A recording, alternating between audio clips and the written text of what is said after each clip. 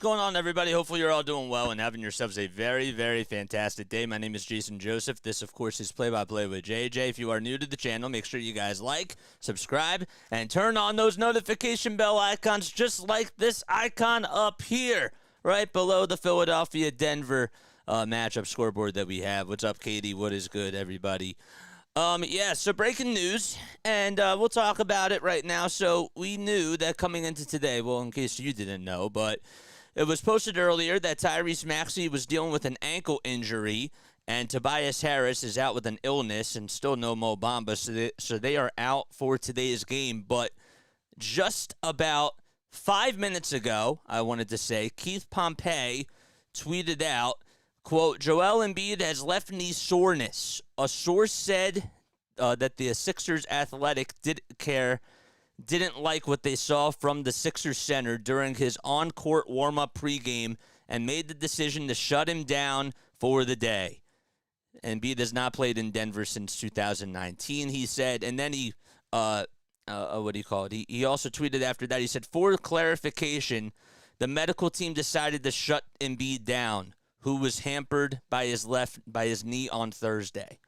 No one was talking about this, and I brought this up, and I don't like to speculate, but when he banged knees on Thursday with, I think it was Ben Mathurin, I can't seem to remember who it is off the top of my head, but when he did bang knees, I said that could be a problem. And I was thinking that maybe that impacted his performance when it came to shooting the basketball in his last game against Indiana. And I'm just speculating there, but I'm sure that had something to do with it. And now it seems like that the speculation might be coming to something that actually could have been an actual thing. So this is really unfortunate. This is now his 11th game that he's missed. And he, in order to qualify for the MVP, he has only 5 games left to miss. He has to play 65 of the 82 games. So that's, I did the math wrong. So that means that he has 6 games left to miss. But it's really unfortunate because we were looking forward to that matchup tonight between Jokic and Joel, and we're not going to be able to see it. But obviously we hope that he is okay. And the medical staff, I have to trust them, and I have to give them a lot of trust with what they decided to do right there. But we'll talk about the Denver Nuggets and we'll talk about the Sixers. So besides that, so Embiid is a late scratch, as our browser is just reloading here. There we go. So Kelly Oubre Jr., who is in the starting lineup for tonight's game, he's going to have a really good night. I mean, this is a team now where this comes down to a game where obviously you're not going to have your top guns, and there's not really a whole bunch to say with how they perform tonight in regards to just what you can look for in a playoff match. But you still want to see them go out there and compete and try to make it really close. And I guess at this point it would be a moral victory. But Embiid's out. Mo Bamba's out, Tobias Harris out, Tyrese Maxey, and Kenneth Lofton Jr. So basically, including the D'Anthony Melton, almost all their starters are out except for Nick Batum and Kelly Oubre Jr. So that's really tough for the 76ers' sake, and it's going to be tough for them not only to win tonight, but hopefully they'll be all right for the foreseeable future, and maybe they can get Embiid and these guys back sooner, maybe Monday or Tuesday. But we'll just have to wait and see as things pan out, I should say, on this West Coast road trip. Keith Pompey just also tweeted out, quote, this could be interesting. A fan yells Embiid's a coward, quote unquote, during the national anthem and was cheered. So that's the type of chirpiness that I'm sure that we are going to be hearing a lot about tonight. And Keith has done such a great job of covering the Sixers. Again, a guy that has been with a beat writer for the Philadelphia Sixers Inquirer, the Philadelphia Inquirer for the Sixers section, and he's really done an incredible job with Locked On Sixers as well. So he's been really doing a good job at just covering this team and keeping us up to date on what the status is with a lot of these guys, including Joel Embiid and Tobias Harris. But I hope that you're all doing well, and I hope that you're all having a great day. If you are new to the channel, make sure you guys like and subscribe, and feel free to turn on those notification bell icons too, so that way you know when I upload. I slept in today. I actually got some really, really good sleep last night, which was great.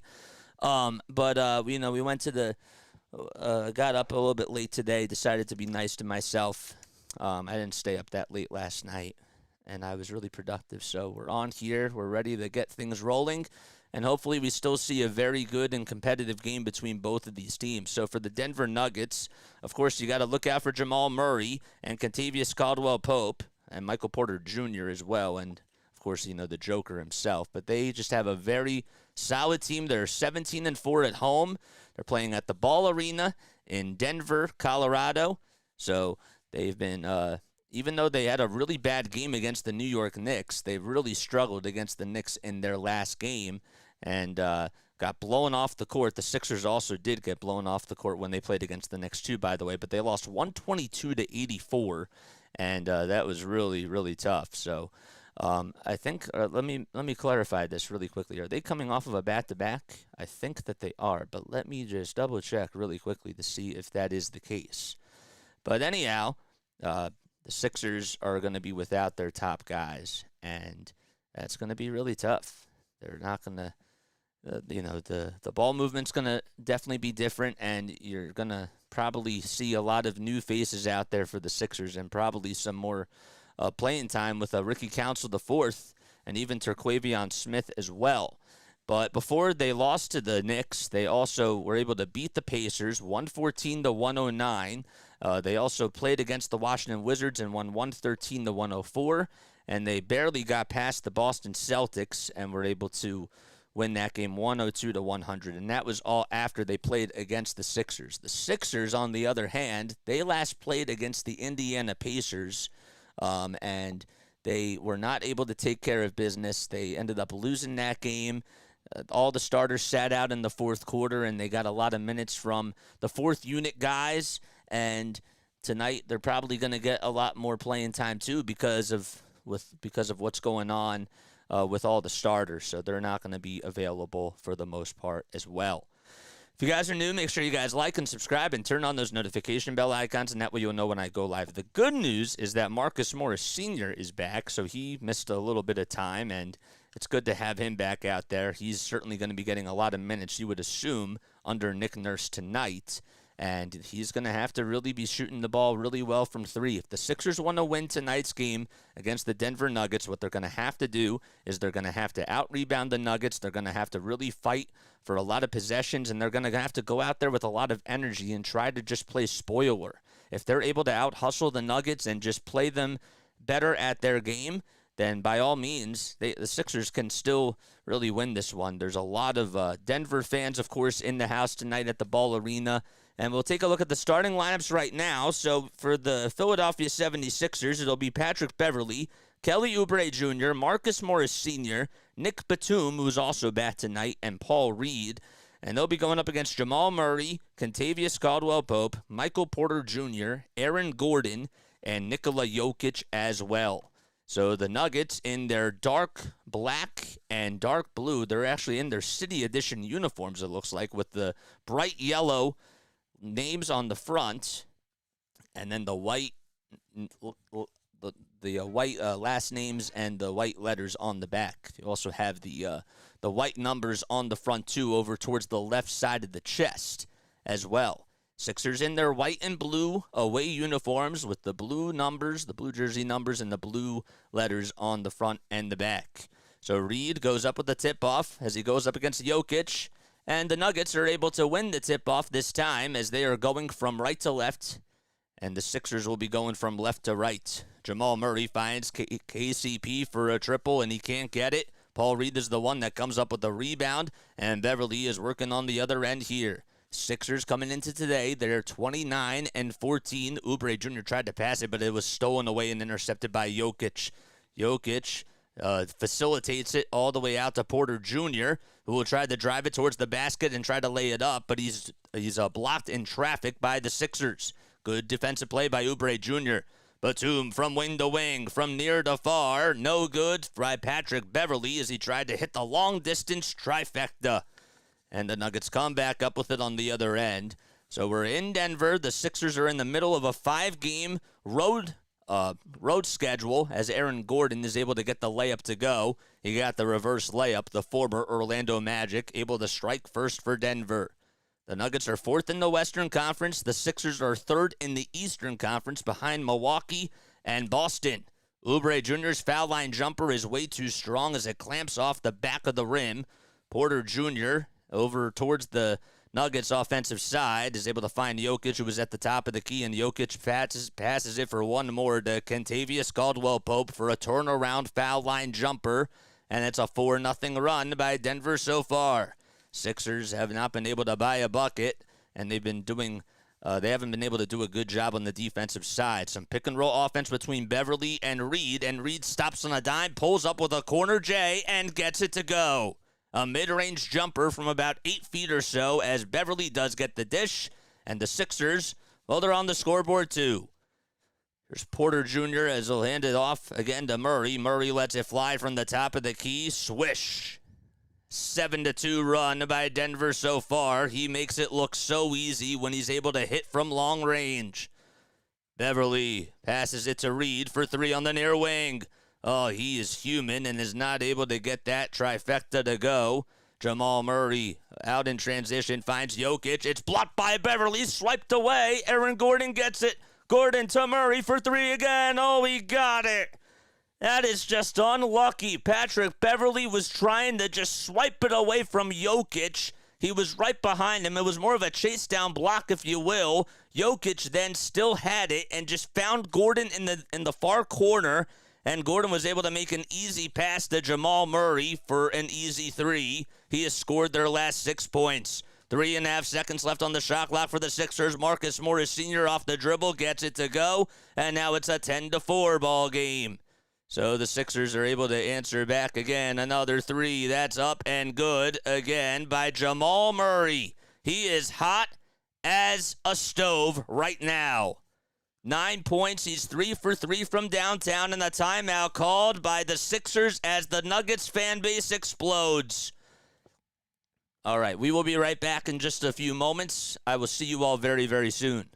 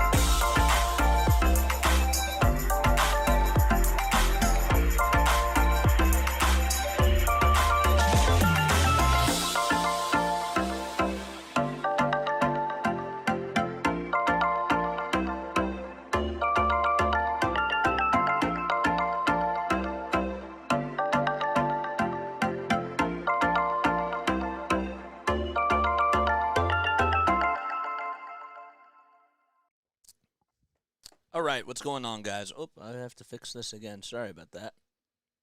I apologize. All right, lesson learned. We're not going to do a window capture the next time. We're just going to stick to the browser display, and we'll just have to adjust with it on the fly. So, all right, lesson learned. Great. Sounds like a plan. Hopefully you're all doing well and having yourselves a very, very fantastic day. My name is Jason Joseph. This is Play by Play with JJ. And, yeah, man, so no Joel Embiid tonight.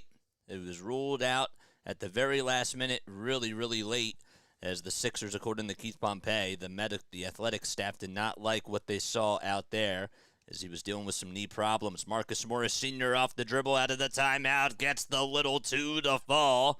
A fadeaway jumper from the near elbow. Sixers trail by 7. Aaron Gordon again finds the hot hand, and that's Jamal Murray, who's made all 3 of his threes so far. He gets it back from Jokic. Here's a little pick and roll. There's some contact. Whistles remain silent. It was between Jokic and Morris Sr., and there's a 3 by Porter Jr., and he hits the tray again.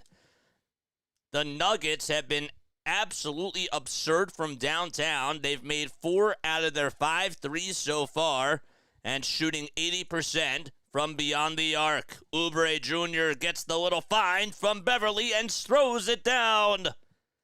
16-8, good athleticism shown by Kelly Oubre Jr. Man, they're going to need him to score a lot of points. They're going to need everything that they can get today without basically any of their starters.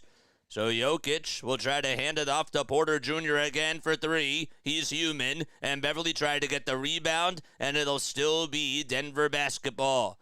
So the Nuggets have Aaron Gordon, Michael Porter Jr., Nikola Jokic, Jamal Murray, and Kentavious Caldwell-Pope all out there as their starters. And for the Sixers, they got Batum, Morris Sr., Reed, Beverly, and Oubre Jr. as their starters out there. So the Nuggets will inbound it from their own bench. They're in their own zone. Here's Murray off the step back, fade away. And there's a rebound by Michael Porter Jr. as he gets the offensive rebound and is able to put it up and in. 18-8 Denver. Sixers having a hard time at rebounding so far, and they're not able to get their shots to go either. Beverly's at the top of the key, dribbles over towards his right side. Bounce pass inside to KJ Martin, and how about the backdoor cut that Martin just made as he got the reverse layup to fall over towards the right side of the baseline as he gets the reverse layup with the right hand. 18-10. Here is Gordon trying to posterize Beverly, and we have a foul called. It was on the floor before Aaron Gordon got going. 6 minutes and 45 seconds remaining here in the first quarter. The Denver Nuggets, again, they're 31-15 and are also 17-4 at home. They've been almost unstoppable, and, of course, they won the championship last year. Were able to get their first championship, and that was really awesome for them. Somebody's holding up a missing person sign, and, I'm sure that this is going to go viral, but it has Joel Embiid's face on it, a.k.a. the prospects. Description, no MVPs. Oh, my goodness. They are just absolutely torching him. Oh, my gosh. Murray lets it fly from downtown off the inbound pass. Couldn't get it. Furkan Korkmaz will step in for the Sixers, and Daniel House Jr. as well. Korkmaz tries to find Reed inside, but he gets called for the travel. Or, I beg your pardon, there's a foul called before the travel. I thought that maybe he took 3 steps. It looked like he did, but Porter Jr. got called for a very late foul. If you are new to the channel, make sure you guys like and subscribe and turn on those notification bell icons, and that way you'll know when I go live. Excuse me. Korkmaz will get the inbound, and here is Nick Batum, who tries to go with a little bit of a fancy pass. It was behind the back over towards the far corner, and they'll turn it over as it goes out of bounds. The pass was very, very wide. That's not what you want. You definitely don't want to give this team a lot of opportunities to score on the offensive side. Murray gets fouled by Batum right at the 52 logo. And another foul called against the Philadelphia 76ers. Other games that are going on tonight, the Clippers will be in Boston. As the Clippers are 29-14. Again, the Boston Celtics. They just played against the Denver Nuggets themselves. They are 35-10. Haven't lost a lot of games at home either, so Denver was able to take care of business in that regard. Murray Gets the inbound. He'll try to find Aaron Gordon. Almost threw it away. It's tipped by Reed and stolen now, this time by Martin. Martin being aggressive, rolling downhill with a head of steam, and he's fouled. He'll go to the line to shoot 2 free throws. Aaron Gordon had a really bad pass, but mind you, he was falling out of bounds as soon as he just tried to. Actually, it was Paul Reed that was able to intercept it, but it went over towards the far corner, over towards the Nuggets bench, and Reed had to try to save it falling out of bounds, and he made a really good pass. And that led to a little fast breakout in the transition game. KJ Martin is going to go to the line, and he's been really struggling from the line, but he does, however, make his first free throw. What's up, Eric? How you doing, man? Thanks for coming on. Appreciate you for stopping by and for hopping in, man. It means a lot. Definitely means a lot. Do you guys like the scoreboards down below? Do you like the little tickers? Let me know. I would love to hear what your thoughts are on that. So Martin not able to make the second foul shot. He does go 2 for 2, or 1 for 2 from the line. And the Nuggets have the board. They have it on their side now. Jokic spins, tries to go to the basket. An unselfish pass, though, to Aaron Gordon. And he got the follow-through to go on the alley-oop pass by Joker. Jokic with 2 rebounds and 2 assists. He is still yet to get on the board. House Jr. trying to drive it inside. Thought he was going to dunk it home, but he parked the Red Sea and got the left-handed finger roll finish to fall. Good play by House Jr. I thought he was going to throw the house down with a dunk, but decided to take it a little bit easy and be just a little bit nice. Jokic at the top of the key being guarded by Kelly Oubre. Now he's over at the foul line trying to box his way inside. Another unselfish pass to Aaron Gordon as he finds him wide open at the rim and he dunks it home again. Aaron Gordon just able to clean up the glass and just make things look so easy. You got to box him out. And another good play call by Mike Malone again. The coach for the Denver Nuggets. Reed spinning, rolling over Jokic. Gets the friendly bounce, and he is on a tear right now with that shot. Sixers steal it in the fast break. Here we go. KJ Martin finds Kelly Oubre Jr., and he slams it home again. 2 big slam dunks for the Sixers, and Denver calls for a timeout. The Sixers just able to get a great steal by Daniel House Jr. in the backcourt. It was a sloppy pass that was inbounded. And then KJ Martin just able to find Oubre Jr. at the rim for a 1-2 punch. And with 4:39 remaining, Sixers down by 5 in Denver at the Ball Arena. All right, 3 people are watching Philly halftime. We'll go support him during halftime. We'll go raid his channel. That's what we'll do. But make sure you guys like and subscribe and turn on those bells. We got 11 people on here watching, and I know why, because our big man is not in there tonight. But for those 11 of you that are here, thank you all so much. I really appreciate that. Sandra, what's going on? How you doing? How's everything going? If you guys are new, please make sure that you also, I don't know if Rising Rhino is on right now. Oh, there's one thing I have to change. I'm so sorry. I didn't even think about that till now. Let's do that really quickly so you guys can actually see the chats. Apologize. So where is that? We'll change that now. Ninja Chat should be up here. Yeah, there we go.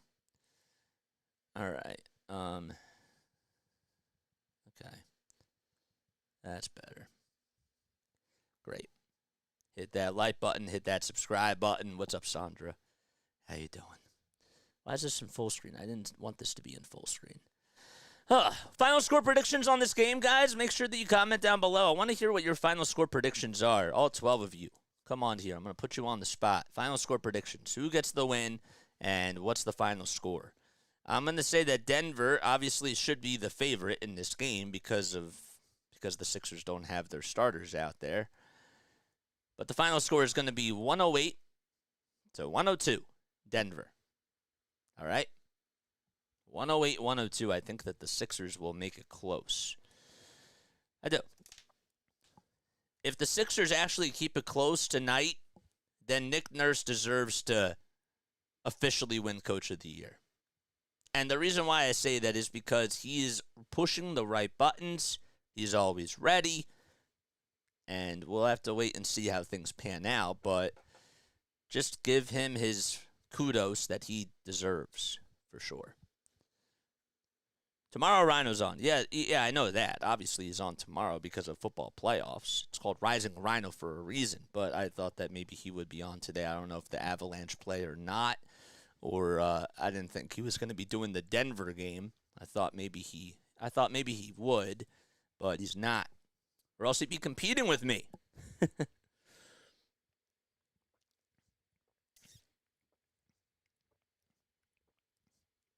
Okay. The other thing that we'll fix here, too, is we'll fix the blue coach scoreboard. Oh, shoot. Wisconsin. There we go. That's better. All right. Now we can do this. Wait, where is it? Okay. Where is it? There it is.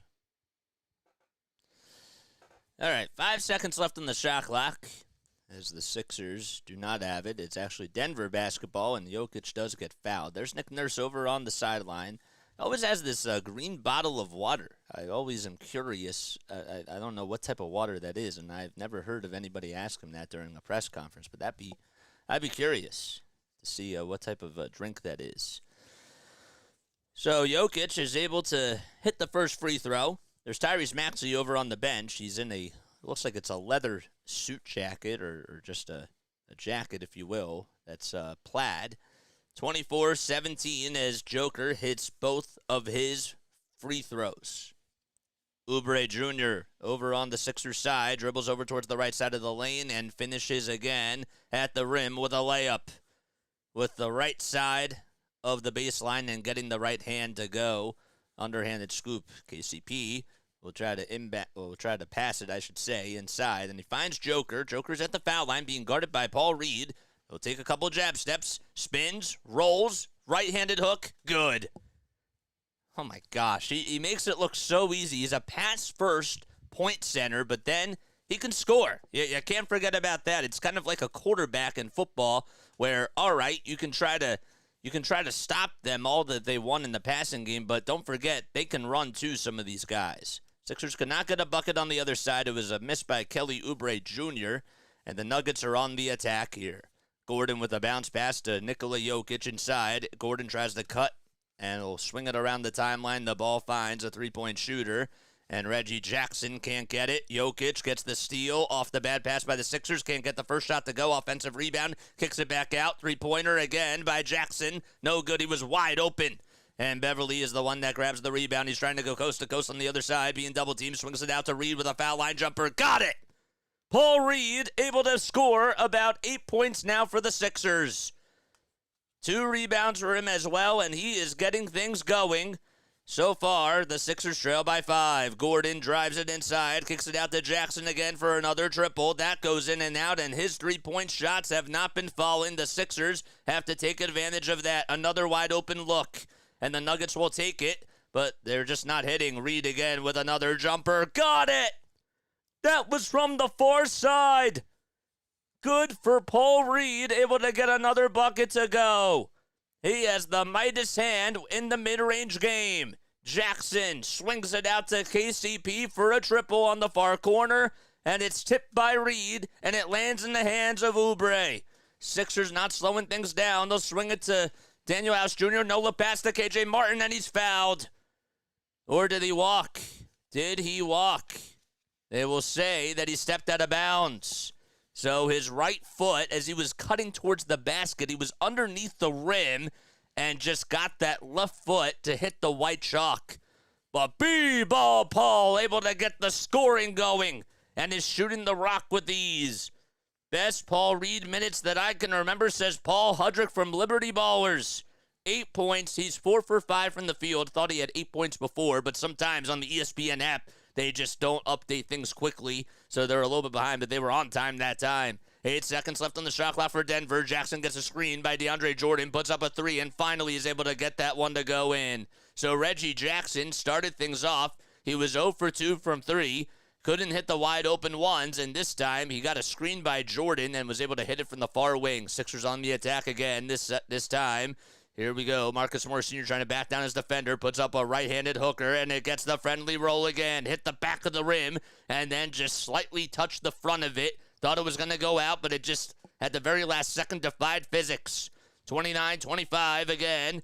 Here comes Denver again. It's Christian Braun this time, who comes back in for Joker. Jackson with another two. It goes in and out. It went halfway in. He has just not gotten some lucky bounces so far. Beverly kicks it out to Reed for a foul line jumper. Automatic. 12 points by Paul Reed in this first quarter so far. 45 seconds left to go in the first quarter. Sixers now trail by 2, but how about that dunk? All the way by Peyton Watson, who just came in for Jamal Murray got the assist, but he came in for Michael Porter Jr. Reed goes up with a shot. It's blocked by DeAndre Jordan. Thought it was basket or goaltending, but they're not going to call it. Beverly will get the offense set back up. He's over on the far side, over at the Ball Arena logo. 20 seconds left on the game clock, 14 on the shot clock. The Sixers have not scored any sort of second chance points whatsoever, and maybe they could change the ties here. He's at the top of the key. Pat Bev, that is, off the dribble for 3, but they won't count the shot. We have a whistle on the floor. There were about 5 seconds left on the shot clock, and now the shot clock's unplugged with 10.6 seconds to go. And we have, they're showing Christian Braun for a second, but I didn't see any sort of foul here. Nick Batum will come on in for the Sixers. So Christian Braun did get a personal foul called. Finally posted it, and Batum comes in for House Jr. So the Sixers will have Patrick Beverly inbound it. Beverly tries to find Morris Sr., and Morris Sr. takes a couple of jab steps. He's inside the three-point line on the far corner. Takes a 2. It's a little short. It's actually airballed. Paul Reed has to take a heroic shot. He puts it up. Oh, it would have been airballed, and Marcus Morris Sr. tried to tip it up and in, but time expired. Sixers finished the quarter, though, after what was a big run by the Nuggets, and Jamal Murray able to make 3 threes in a row. Well, they were able to quiet him over the last 8 minutes or so, and the Sixers trail by 4. They're down 31-27 as we go into quarter number 2.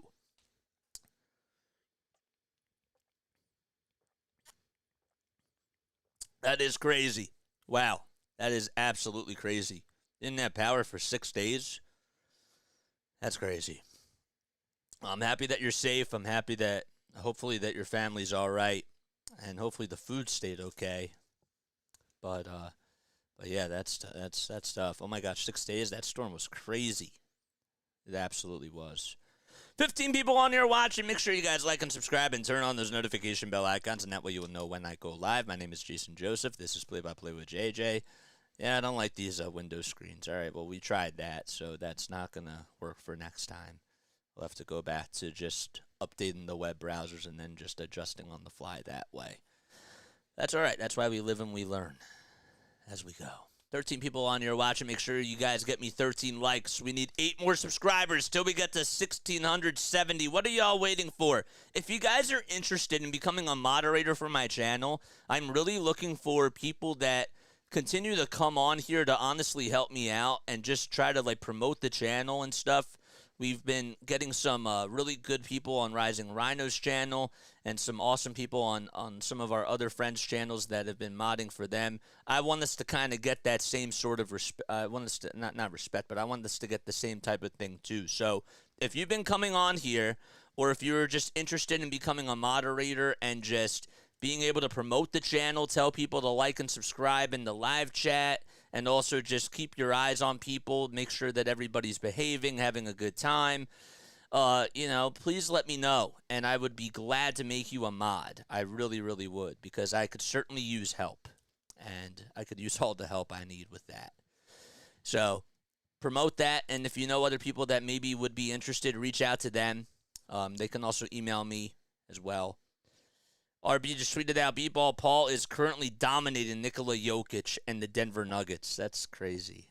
I think he's just hitting a lot of mid-range jumpers. Where did this come from? Of course, Paul Reed's going to have the game of his life without Joel Embiid in there. So we had our wood stove going during that time. Glad the worst part is over. Good. So the Nuggets were able to put up 31 points in that first quarter. Sixers had 27. They're actually 12-8 on the road. I don't know if I mentioned that before. The other Philadelphia team, the Flyers, they got handled today against the Boston Bruins and just did not have a good showing going into the All-Star break. They're on a losing streak themselves and did not end the first half the way that they wanted it to. So, unfortunately, they did not get the win, and they are on a big losing streak right now. Things were going so well for them, and then they just got ice cold with the sticks, and sometimes that just happens. Sometimes the shot's just not falling, and today they just weren't able to come out on top against the mighty Boston Bruins. But the Sixers, they're down by 4 as we go into quarter number 2. The Brooklyn Nets are on. They're actually up 11-2 as we take a look at some of the other scoreboards. As we take a look at some of the other scores, the Nets are winning by 9 with 9 minutes and 41 seconds to go in the first quarter. Again, the Celtics take on the Clippers tonight at 7 o'clock p.m. Eastern Time. The New York Knicks were able to beat the Miami Heat 125-109. And the other team, of course, that is in the Sixers division, you got the Toronto Raptors. They are off tonight. 31-27 as we start off quarter number 2. The lineup for the Sixers, you got Batum, Morris Sr., Reed, Beverly, and Oubre Jr. out there. And for the Nuggets, it's Murray, Watson, Jordan, Jackson, and Brown. So Christian Brown, you guys wouldn't know this, but he spells his last name B-R-A-U-N, which is like Ryan Braun. You know, it looks like it's pronounced Braun, but it's really pronounced Brown. It's 31-27. Beverly got fouled by DeAndre Jordan, and he was able to knock down the first free throw and make it now what is a 3-point deficit for the Sixers. Embiid, the last time that he played against the Denver Nuggets was back in 2019. So he's missed a lot of time here in Denver. Beverly does make the next foul shot, and it's back to a 2-point game. Sixers down by a deuce. They're 29-14 as their record shows, and the Denver Nuggets are 31-15. Jackson tries to find Jordan inside. It's stripped, almost stolen away by the Sixers. An unlucky bounce, though, as Jordan tips it all the way out to a 3-point shooter, and that's up, and it bounces out. Sixers grab the rebound. So Watson not able to hit from long range. Beverly trying to ISO his way inside. Hands it back out to Paul Reed. Reed's hooker up, and it's in. It bounced 3 times. Paul Reed is going off in this game, and Tyrese Maxey is feeling it. And the Sixers have tied the game. They have not taken the lead once so far tonight. This is the closest that it's been. Brown on the drive to the basket gets fouled by Patrick Beverly. And he will head on over to the free throw line to shoot 2 more free throws. Boy, oh boy, Beverly just went inside with a little Euro step. And as soon as the defender was coming on him, he kind of had to pick his poison, whether or not he was going to pass it or just shoot it, and he decided that Reed was wide open while he was in midair, and that's just a very good basketball play. Nick Nurse, of course, talking to him as the first foul shot's good, and Beverly goes back out there. They were whispering some words with each other, and now it's a 1-point lead for Denver. Make it 2, though, after that free throw by Christian Brown, who's been very strong from the line this season.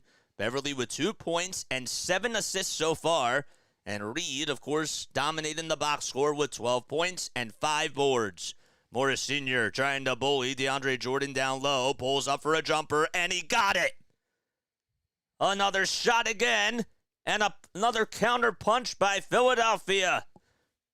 And we're back to a tie game. Jamal Murray, not wasting any time, gets his defender to buy in a little pump fake, passes it back out. Jamal Murray gets it back, though, on the far elbow. He'll dribble it back out towards the top of the key. Now he's on the far wing over at the ball, reading the sign. Bounce pass inside to Jackson. Jackson step back 2. No. Jordan grabs the rebound off the air ball, puts it up, and puts it in. Thought he was fouled by Reed. Whistles remain silent, though. 35-33. Beverly trying to go coast to coast. It's swatted away by Watson. Are they going to call goaltending? I believe so.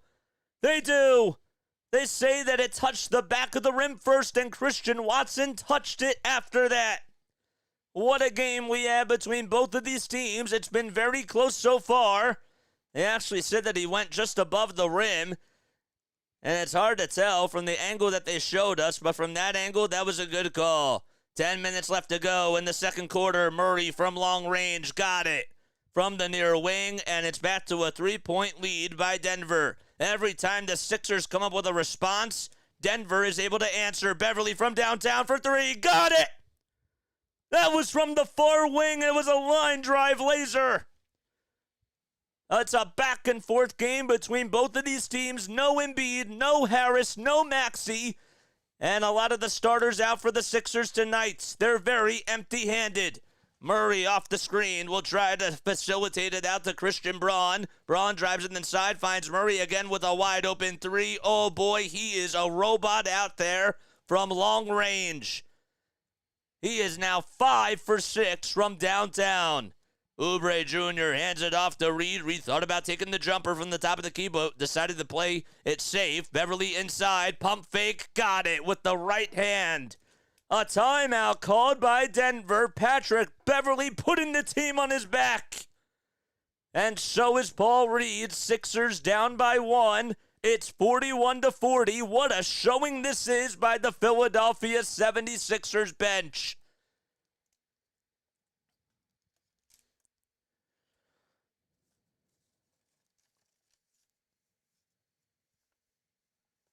Woj just tweeted out that Julius Randle suffered a dislocated right shoulder. Wow. If you guys are new to this channel, make sure you guys like and subscribe. If you are staying on here to just support this team, this is really awesome. This is a great game for what it is, and Denver just called a timeout. Please let me know if you are still here and if you are actually tuning into this game and if you enjoy the play-by-play. If you guys do, make sure you guys like and subscribe. Let's continue to get our subscriber numbers up. I want us to make sure that we are doing a very good job. So if you have any sort of critiques, let me know down below. If you're on Facebook, if you're on Twitter, hello, guys. I did not forget about you. Or if you're on Twitch or LinkedIn or any other social media platform, come on over to YouTube. I'm not looking at your comments if you are on there and if you are commenting and you're like, JJ, why aren't you answering to my responses? Well, it's because I don't have that open right now because I have 4 screens that I'm looking at and I'm not able to fit everything on the screens that I want. So you're going to just have to come on here. You're going to have to come on to YouTube, type in play-by-play with JJ. Give me a follow on those social media links, by the way. That would be very, very nice, and I would really appreciate that. But if you want your comments to be heard, come on over to YouTube because that's where the future is. The future is YouTube. Please hit that like button. There's a mod going to work. Oh, we love it. If you want to be a mod, please let me know. What's up, Cam? How you doing? How is Cam doing? Oh, that's the only Westerns I watch. Oh, wow. Oh, we have some cool conversations going on in the chat, and that's what I like to see. Again, final score predictions. No one told me what their final score prediction was. Come on, man. I want to hear what your final score predictions are for this game. I said 102-100 will be the final score, and the Nuggets will win by a deuce. Hope I'm wrong, though. With the way that this game is going, I think it's going to be even a higher scoring game. I don't think 100... I think that the average now for points has to be about 120, 125. I think that the game has changed within even the last 4 or 5 years. So 100 is a little bit low for today's game with the amount of offense that's being played. What's up, Cam? How you doing? I love the Terminator movies. It's one of my favorite sci-fi franchises. I love the Terminator. Great, great franchise. Second movie was the best, in my opinion. Let's take another sip of this. We got our mocha cookie crumble frappuccino after a little workout. I know that you're not really supposed to have sugar after a workout like this, but we were getting a little bit tired. So we had to wake ourselves up, and this seems to be doing the job. This really does.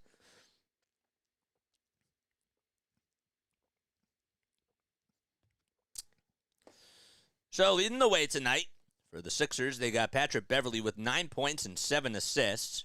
The 7 assists ties a season high for him. And, of course, Jamal Murray with 15 points. He's 5 for 7 from the field, 5 for 6 from downtown, and 3 assists as well. There's a bucket that goes in. Again, this time it's Michael Porter Jr. that's able to make the 13-foot step-back jumper. The Nuggets have Porter, Murray, Watson, Jordan, and Brown all out there, and the Sixers have Batum, Morris Sr., Oubre Jr., KJ Martin, and Springer out there. Oubre Jr. lets it fly with a triple. Boy, he has to get things going. He has been really, really cold, especially over the last month or so. He started off the season red hot and has just gone ice cold from shooting the rock. Murray does get fouled on the other side by Jaden Springer, and that's Springer's first personal foul. Jaden Springer hasn't played in quite some time. Before the last game that he came back in, he was out for about a couple of weeks. He was dealing with an illness at first, and then he had an injury. Porter Jr. with a triple out of the inbound. He got it from the near wing, bullseye. And the Nuggets respond after the timeout as they've scored 5 straight points. Morris Sr. with a 3. Yes! A line drive laser again. Bingo for Marcus Morris Sr. Sixers now shooting the 3 ball. They have been really stepping things up as they've now been able to hit a lot of their threes. The Nuggets are 8 for 16 from 3, and we have a shot made and one by the Denver Nuggets. That's going to be Watson that gets fouled again by Springer. He really has to be careful about that. I wanted to actually backtrack a little bit and just correct myself. The Sixers are actually 2 for 6 from 3. The Nuggets are 8 for 16. But the mid-range game has been where the Sixers have been able to dominate. They actually have scored 26 points in the paint so far to the Nuggets 16. The largest lead that the Nuggets have had is a 10-point lead, and the Sixers are still flirting around. Porter tonight, 10 points for him. He's been able to knock down a lot of triples too. Sixers get the rebound. It was actually in the hands of Watson himself, and it was swatted away by Jaden Springer. Good athleticism and good job by Springer staying with the play. Springer bringing it up the court for the Sixers as, again, they're going from right to left, and they're actually going from left to right, and the Nuggets are going from right to left. Morris Sr. off the dribble, goes up with it, and connects from the top of the circle inside the foul line. And now the Sixers down by 1. Pendulum swinging in the Sixers' direction. Porter Jr. with another 3. Way too strong. Offensive rebound by Jordan. But they're going to call loose ball foul on, they're going to say it is on Marcus Morris Sr. Had to stumble for a quick second because the ref, both Morris Sr. and Jordan were both looking at the referee. KCP will step back in for Peyton Watson. Reggie Jackson will also come in for DeAndre Jordan. Eric Gordon will also be the replacement for Jamal Murray. For the Sixers, their change will be Paul Reed coming back in, and he'll sub in for Marcus Morris Sr. So the lineup for the Nuggets, it's Gordon, Porter Jr., Jokic, Caldwell Pope, and Reggie Jackson. Jokic gets it inside. It's stripped, though, by Martin, but they're going to call a foul on KJ Martin himself. The ball was inbounded. It tried to land into the hands of Nikola Jokic, and just Martin got a little piece of his body. Sixers lineup, it's Batum, Reed, Martin, House Jr., and Springer all out there. And more free throws coming up by Nikola Jokic, who is shooting very well from the line. He takes 2 dribbles, and the first foul shot goes up. It hits the front of the rim and bounces off towards the right side, and he misses it. Jokic, of course, has been talked about a lot for his shooting this season, averaging 26.3 points per game, which is 13th in the NBA. And Jokic misses free throw number 2. That is a rare sight to see. Sixers still down by 1. They could take the lead. However, unfortunately, Jaden Springer just walked with the basketball as he picked up his pivot foot. And that's now the 5th turnover by Philadelphia. Boy, that could come back to bite them just as soon as they're trying to overcome and come over that hump. They just can't get there. Jackson tries to dribble it, and Jokic and Springer going at it. Jokic gets called for the offensive foul. Both of them get animated, and Jaden Springer wins the battle. So Jokic was trying to set up a little pick, and Springer just went tumbling towards the ground. And before that, there was some action between the both of them as they were just trying to stop one another, and Jokic just elbowed him, and he just went down as if he just planted himself right on the floor. He swapped him, Jokic, with that right elbow. and was able to elbow him right into the stomach. Back-to-back turnovers by both teams. Patrick Beverley calling for House Jr. to set a pick for him, and that's what he'll do. He's on the far wing at the three-point line, now standing over at the foul line, dishes it out to KJ Martin. Martin thought about taking the three. He was on the far corner, will go up with a layup. It's up, and it's blocked again by the Denver Nuggets, and the Nuggets will get it back. Nikola Jokic gets the rebound. Actually touched the rim, so it wasn't even blocked, technically speaking. Jokic on the other side tries to lob it inside to Gordon. Gordon goes up with a two, and he's fouled by B-Ball Paul. He was underneath the basket, and that's what Jokic does. He's so good at just facilitating those lob passes inside and able to find Gordon right into the dunker spot, and that's why Aaron Gordon has just been so lethal here, because Jokic, one of his weapons that he has is a guy like him, and with the passing skills that he has, it is no joke. No pun intended, too. Gordon at the line for two as it rims around the Rosie and goes down the drain. It's now a 2-point lead, 6 minutes and 19 seconds remaining in the opening half. Jokic averaging 9 assists per game, which is absolutely impressive. He's 4th in the NBA in assists per game, and also 4th as well in rebounds, just under 12. 6 minutes and 10 seconds left to go, as Gordon can't hit the next free throw shot. Goes 1 for 2 from the line. Beverley on the other side. He's at the top of the key. He throws it away, and it goes underneath the Sixers basket, and there'll be another Sixers turnover. That's the first turnover on Beverley tonight. 5:55 remaining. Porter Jr. on the near corner trying to dribble past KJ Martin. He gets double-teamed. Jokic now, as he gets the pass, goes up with a baby hook. No, KJ Martin is the one that corrals the miss. Sixers have Patrick Beverley rolling down it with that steam. A nice pass to Reed, and Reed finishes with the feed inside. A tie game again. Back and forth we go between the undermanned Sixers and the Denver Nuggets. Jokic dishes it out to Reggie Jackson with a triple. No. Offensive rebound by Aaron Gordon as House Jr. goes tumbling down. Gordon with the three off the dribble. Got it. Aaron Gordon now going off. It doesn't matter where you put him in the dunker spot or if he takes a wide open three, he'll make those shots too. Beverley goes up with a shot on the other side. It was a little baby hook from the right side of the baseline, and he's fouled as well. Caldwell Pope is guilty for committing the foul, but House Jr., as he tried to grab the rebound off the miss by Joker, he just went falling towards the ground. I don't think his feet were set, and Gordon, it was kind of like he broke his ankles, if you will, because he just couldn't get back up on defense, and Gordon's like, I'm just going to shoot this off the dribble, and that's exactly what he did, and it went down. Beverley able to knock down his first free throw. Sixers, as a team, are shooting 33% from three, and the Nuggets are shooting 47.5% from three. They're 9 for 19 from beyond the arc. A season high 8 assists by Patrick Beverley, and make it 11 points. But Paul Reed leading the way with 14. That was his first 2 points of the quarter. He had 12 in the first quarter. Jokic at the top of the key, dribbles it around, bounce pass all the way to Porter Jr. with a three off the screen. Didn't get it to go, and the Sixers could take the lead now. Kelly Oubre Jr. going downhill, trying to go coast to coast, goes up with a shot, no, grabs his own rebound and puts it up and in. The first time that the Sixers have had the lead tonight is right now. They lead it by 1. Good job by Oubre to stay with the play.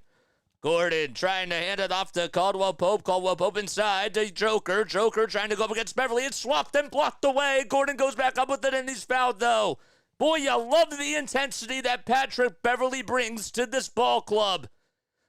House cannot believe that he got called for the foul, but how about a 6'1" guard just leaping up into the air over a 7-foot big man and just swatting it away and just absolutely feeling himself. That is what you love. The grit, the intensity, and the overall greatness of Patrick Beverley. 8 points for Kelly. He's shooting 4 for 8 tonight from the field. And the Denver Nuggets have an opportunity to tie it back as Aaron Gordon's going to go to the line. Kelly Oubre Jr. is definitely chirping with some of the refs here. It's been a very intense game on national TV.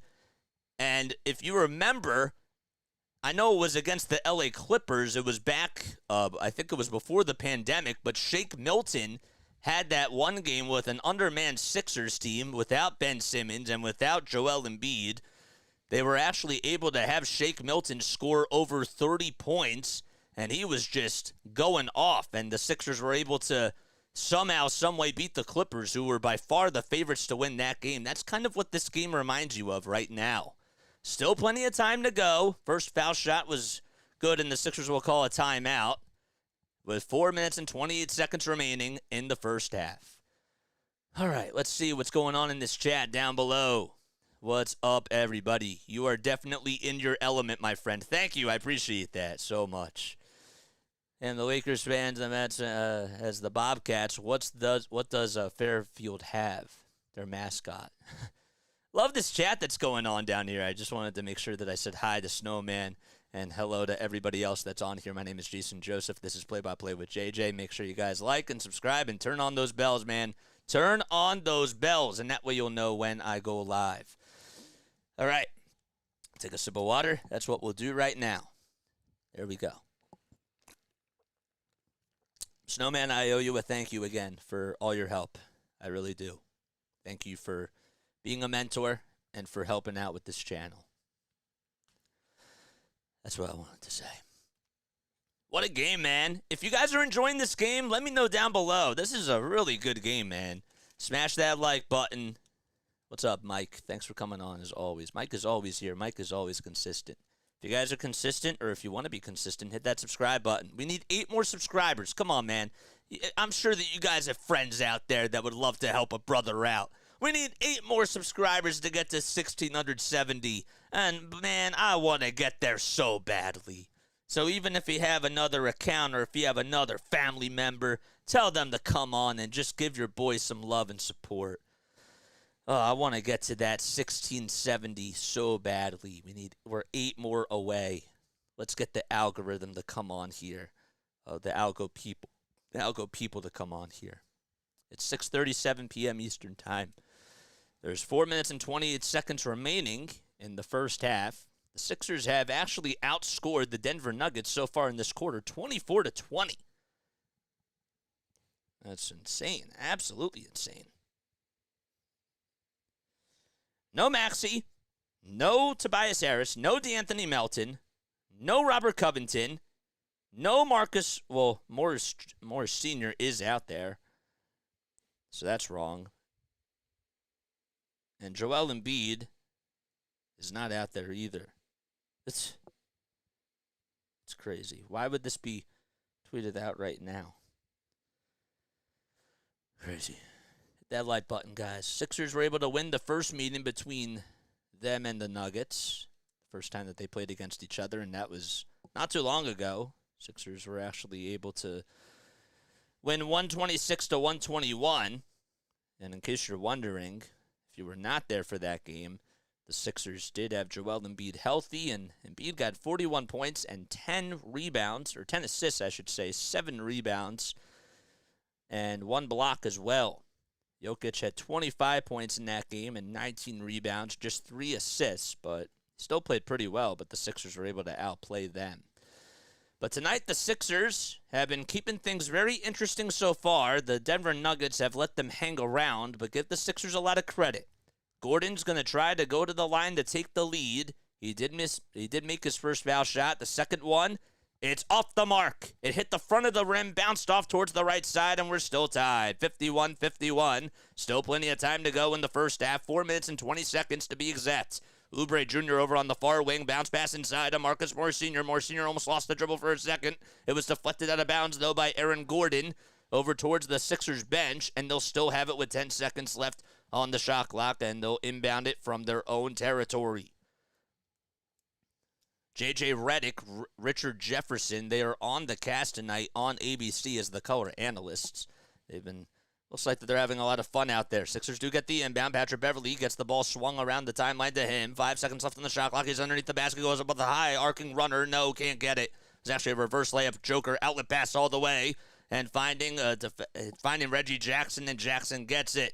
The finger roll finish from the left side of the baseline, and he got the layup to go. 53-51, Denver back out in front. Sixers have to respond here. Beverly to Marcus Morris Sr., and he'll hand it off again to Pat Bev. 10 seconds left on the shot clock. Bounce pass inside to Morris Sr. again, who's at the foul line circle. Takes a couple jab steps, swings it out to Beverly. Beverly one more to Reed with a follow-up shot. No, he was wide open there. Oubre Jr. tried to dunk it down. Couldn't get it. He mistimed it.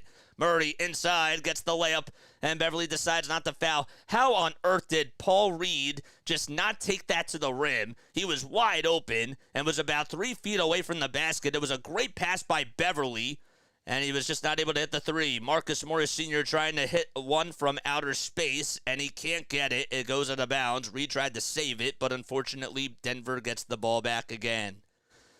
That makes it now 3 minutes and 12 seconds to go. If you just subscribed to my channel, comment who you are down below. I would love to know who just subscribed to my channel. What's up, Sincere? I bet that was you that just subscribed to the channel. Thanks so much if that was you. If it wasn't you, I stand corrected. House Jr. intercepts it off the bat pass by Jamal Murray. He's not wasting any time. He's going right to the cup. He goes up with the left hand and one.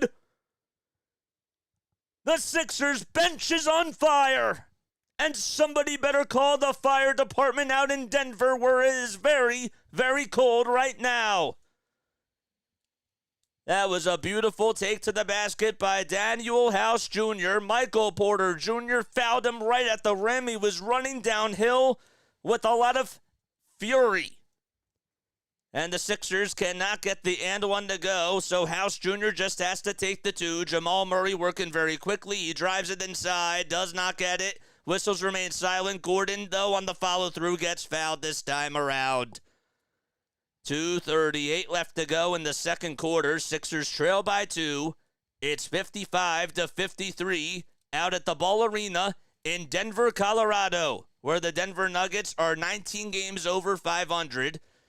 They're actually 16 games over 500. They're 31-15. Could not do the math correctly in my head, so I do apologize about that. But what a performance by the Sixers, and Nick Nurse just doing a good job at keeping his core that he has to go with tonight intact. Reed does get called for the shooting foul, and Aaron Gordon, this is now, I believe, his 6th trip to the line. He does end up making that free throw. That's the first one. Beverly, again, will remind you, 11 points, 8 assists, just 1 turnover. And Gordon will try to get the next foul shot to go, and he does. So he does go 2 for 2 that trip around. Aaron Gordon is 2 for 4 now from the line. 2:30 left to go here in the second quarter. Kelly Oubre Jr. almost dribbled it out of bounds. And we have a foul called. It'll be on the Nuggets here. So Kelly actually tried to get the pass. There was a pass at the top of the key that was delivered to Kelly Oubre Jr., who was making a backdoor cut to the three-point line on the far corner, the near corner, I should say, and he almost lost his footing. But then, luckily, a foul was called. Marcus Morris Sr. is able to get the inbound, gets his defender to buy on a pump fake. He's fouled again with 1.2 seconds to go on the shot clock. High fives coming around between Nick Batum, Patrick Beverly, and Marcus Morris Sr. Aaron Gordon is guilty. And the Sixers hopefully will make him pay this time. The Sixers have actually played a good amount of games in Denver, of course, over the last couple of years. And they've been doing a pretty good job overall. Morris Sr. is able to knock down the first free throw and cuts the deficit down to 3.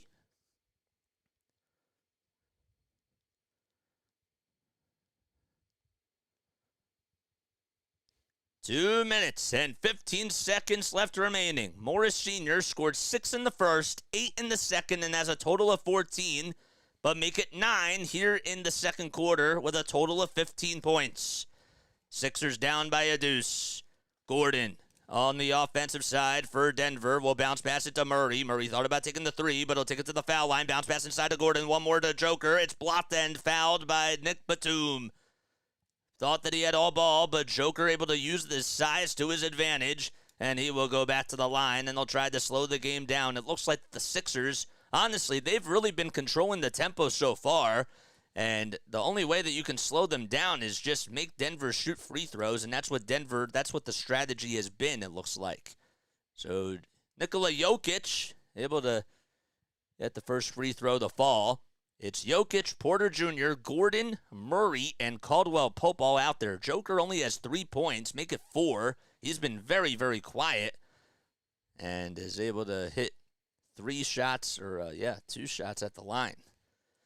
1 minute and 55 seconds to go here in the second quarter. Beverly has to pass it because he lost his dribble for a second. Finds Morris Sr. at the foul line. He'll take a couple of jab steps, pull up over Murray, and he gets it to go. Bullseye again by Morris Sr. Leading the way now with 17 points. The Sixers have been spreading out the scoring, and that's what you want to see from a very feisty team. Murray gets fouled by Oubre Jr. on the lob pass inside by Nikola Jokic. And with 90 seconds to be exact in the first half, more free throws coming up by Denver. This is now the 4th possession in a row where the Denver Nuggets have been able to just muster their way over towards the line and be aggressive and take the Sixers out of their defensive game. First time tonight that Jamal Murray is going to the line. He's been an incredible free throw shooter. We'll get to more of that in just a few moments. And Murray not able to hit the first foul shot as it goes in and out. Actually hit the front of the rim and was just not able to stay home. So Jamal Murray this season, when you take a look at his season stats, he's shooting 87.5% from the line, which is not the highest that he's ever shot. The highest was 90.5, and that was his second season. I guess nope, that is his second season. He started in 9 games in his first year, played all 82, and then he started in 80 games the next year after that. It's 60-57 as he goes 2 for 2 from the line, and we have a whistle on the other side. The Sixers got the ball back. They were in their own zone, and there was a ref that was going over to the scorer's table. Couldn't understand why, but we have a whistle, and the Sixers will inbound it from their own bench. 18 seconds left on the shot clock. It's 6:47 p.m. Eastern Time. Tip-off started at 5:30 p.m. Eastern Time, 2:30 out here on the West Coast. Here we go. Beverly dishes it out to Morris Sr. Morris Sr. back to Beverly. Beverly inside to Reed. It's stripped and stolen away by Nikola Jokic, though, on a behind-the-back. It was actually a backdoor strip, if you will. Gordon at the top of the key. Almost lost ball Reed with his defense, with his offensive skills there. Jamal Murray over at the top of the key again, standing at the logo. He wants to get going. Stops on the dime, pulls up for 2, and gets it to go over Nick Batum. 62-57, Denver up by 5 as they get a little bit of breathing room, so they're up by 2 possessions. 55 seconds left remaining here in the first half. Beverly drives it to the basket. He'll try to kick it out to Batum. It was deflected by the Nuggets, and it goes out of bounds. Who touched it last? It'll be, I guess, Jamal Murray got the steal, technically speaking, but they're going to say that it is going to be Sixers ball. It'll be Sixers ball with 48 seconds to go. Man, ESPN is so far behind tonight. Oubre with a bounce pass to Batum. Batum back to Oubre for a 3. Yes! A flamethrower by Kelly Oubre Jr. And the Sixers are down by 2 with 38 seconds remaining. Murray handling the ball on the offensive side. Bounce pass inside the Joker, and Joker gets the baby hook to fall into the lane. 7 seconds separating the shot clock from the game clock here in the opening half. It's been a virtuoso by both teams. Reed dishes it out to Beverly, who's at the half-court logo. 10 seconds left on the shot clock. 18 left to go on the game clock. He'll get going towards the rim. He'll part the Red Sea. Goes up with a runner. It's good. Patrick Beverly doing biblical things out there for the Sixers. 10 seconds left as the shot clock's unplugged. The Sixers are down by 2. Here's Murray on the screen. Stops on a dime. Pulls up for a 3 from outer space. No. Rebound goes to Morris Sr., and that's going to do it. That is going to do it, and the Sixers go into halftime. They're down by 2. There's no Embiid. There's no Maxey. There's no Tobias Harris. And no Robert Covington as well. And no Mo Bamba either. They are really just doing a good job at staying intact with this game. They're down by 2 in Denver, Colorado, against a fully healthy Nuggets team. Wild start for the Sixers, and hopefully they can just continue to keep this up here in the second half. The momentum has been on their side. I loved the ball movement. They're spreading the ball around. First it was Paul Reed that was able to just get the offense starting here in the first quarter. He had 12 points in that quarter alone, finishes the first half with 14 points and 6 rebounds. But Patrick Beverley just dishing the rock to him in the first quarter and then just came into takeover mode. Marcus Morris Sr. is also 7 for 9 from the field. The Sixers are just absolutely hurting them in the mid-range game, and it's been a three-point shooting night for the Denver Nuggets. They've been putting on a clinic and have been out-shooting the Sixers from the gym from beyond the arc. But give the Sixers a lot of credit. Give them a lot of kudos. They are playing very cohesive basketball. They're spreading the ball around. And this is the type of game, and I don't usually like to say this, but with Doc Rivers as the head coach, the Sixers are probably most likely not in this type of a game because the ball movement has been incredible. Guys are spreading out. They're also doing a good job at closing out on the defensive side. They struggled a little bit for a little stretch, but overall they've been very feisty, and the execution has been magnificent by this team. Time for family game night. Have a good stream. Thank you so much for coming on here, as always. If you just subscribed to my channel, comment you are down below. We need 6 more of you to subscribe to the channel. Make sure that you guys do that. What a ball game so far in Denver, Colorado. Who would have thunk? Oh, boy. I said 102 to 100 is going to be the final score, but I think I'm going to be wrong because with the way that both these teams are playing, this is kind of like the average for a half. It seems like a lot of teams are just putting up 60 points. Some teams have been putting up 80 points in the first half, so it's just absolutely crazy. The Houston Rockets are down 47 to 20. We'll look at the scores in just a little bit, but I wanted to kind of just go over some of these team stats so far. So the Sixers, they're actually shooting 67% from the field. They're 26 for 39. And have just been getting a lot of mid-range jump shots to go. They have 34 points in the paint, and they've been outscoring the Nuggets in that regard, 34 to 22. They've only had 9 points on the fast break, and a lot of those actually came in the second quarter, including the one by Patrick Beverley when he got the little steal and was able to just drive it down the lane. I said he was parting the Red Sea at the time, but he got the little underhanded layup to go on the right side, and that was really beautiful.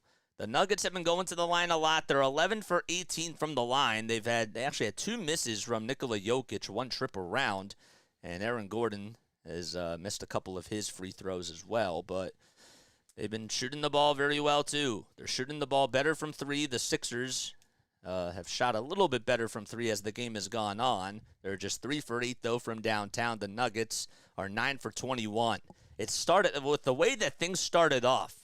You thought that Jamal Murray was just going to take on over as he hit 3 big threes in a row in the first quarter, and then Nick Nurse called the timeout to try to cool him off a little bit, and he does have 20 points. He's been leading the way, but it's been more of a quiet 20 points for him. You know, I'd say that the last 11 points, they really haven't been too loud. He's made some buckets, though, when the Sixers were down by 2, and then they answered back with a bucket. You know, Denver was able to get a couple of shots from Jamal Murray, who was also 5 for 7 from 3. Aaron Gordon with 13 points. Jokic with 6 points, 7 rebounds, and 5 assists in tonight's game. Isn't it kind of funny that the Sixers are still hanging around in this game? And again, we don't know what's going to happen in that third quarter. Can they really keep up this energy? I have no idea.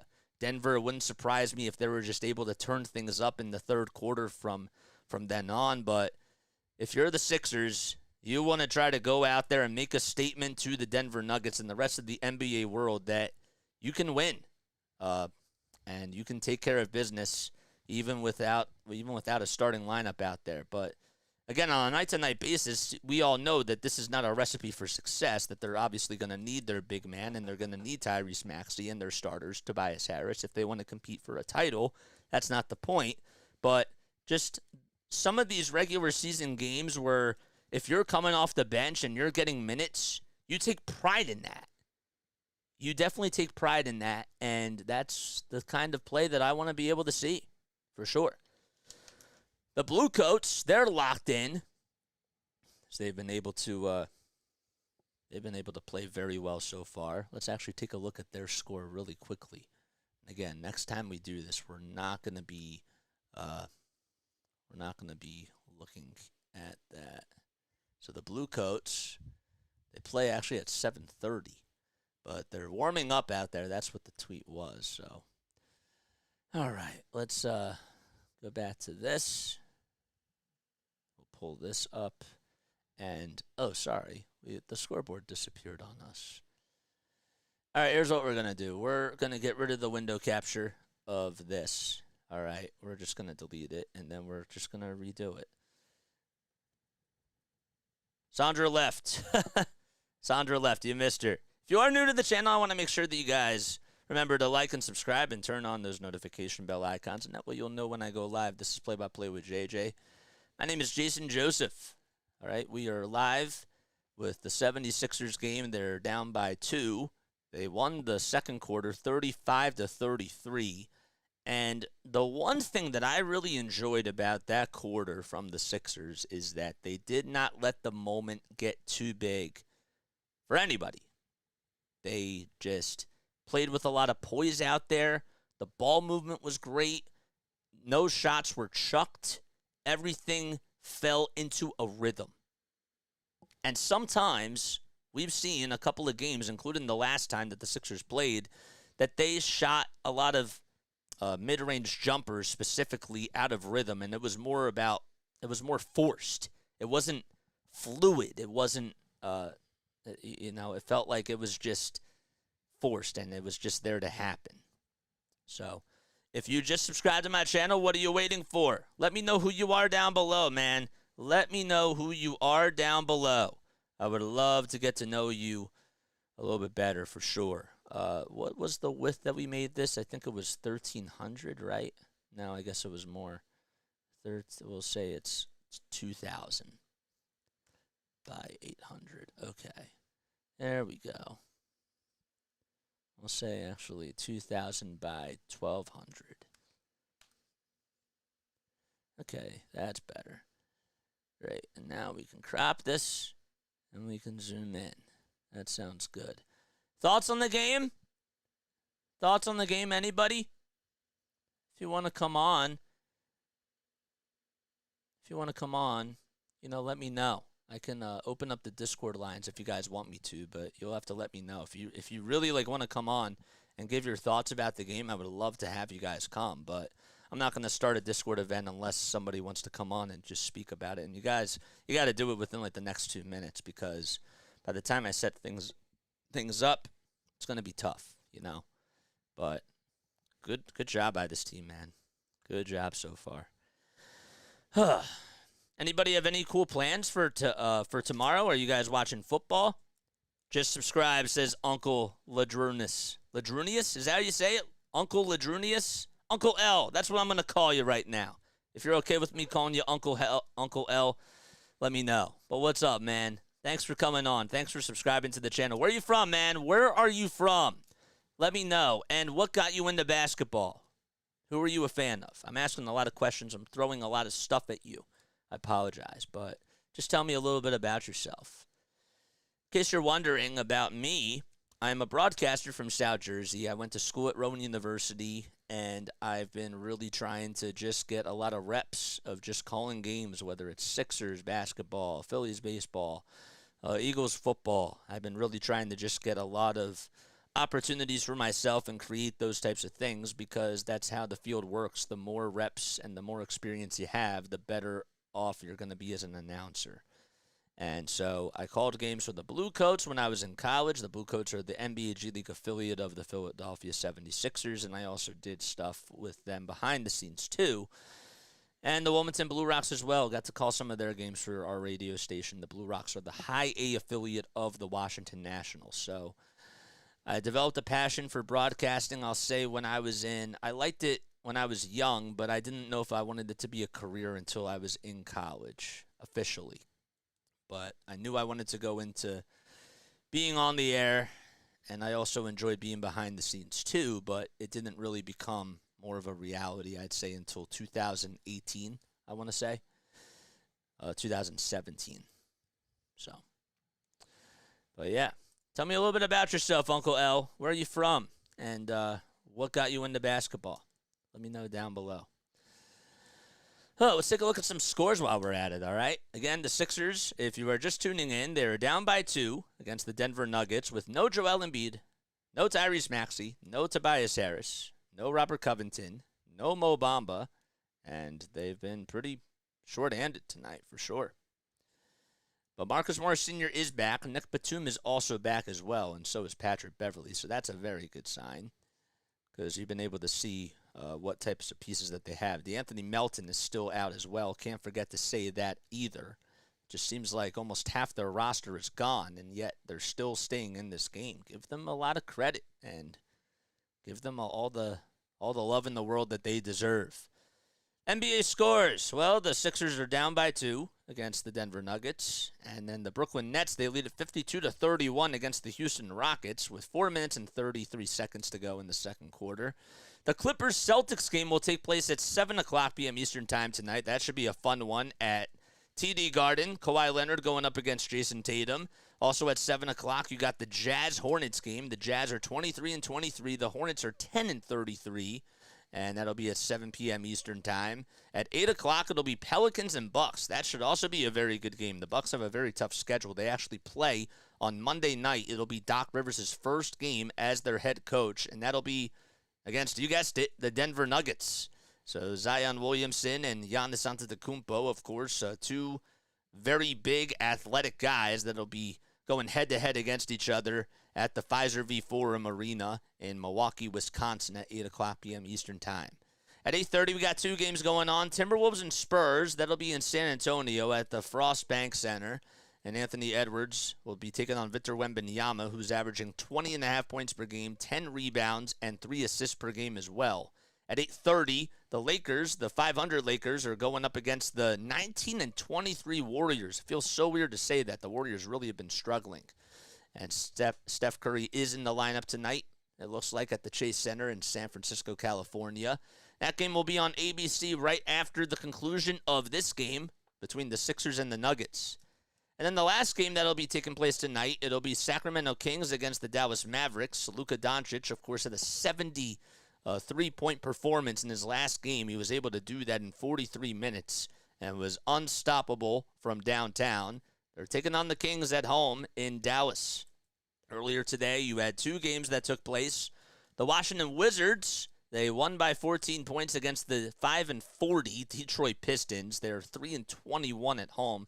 That was just the 6th win on the road for Washington. So they've only won 2 games at home. They're 2-18 at home. How about that?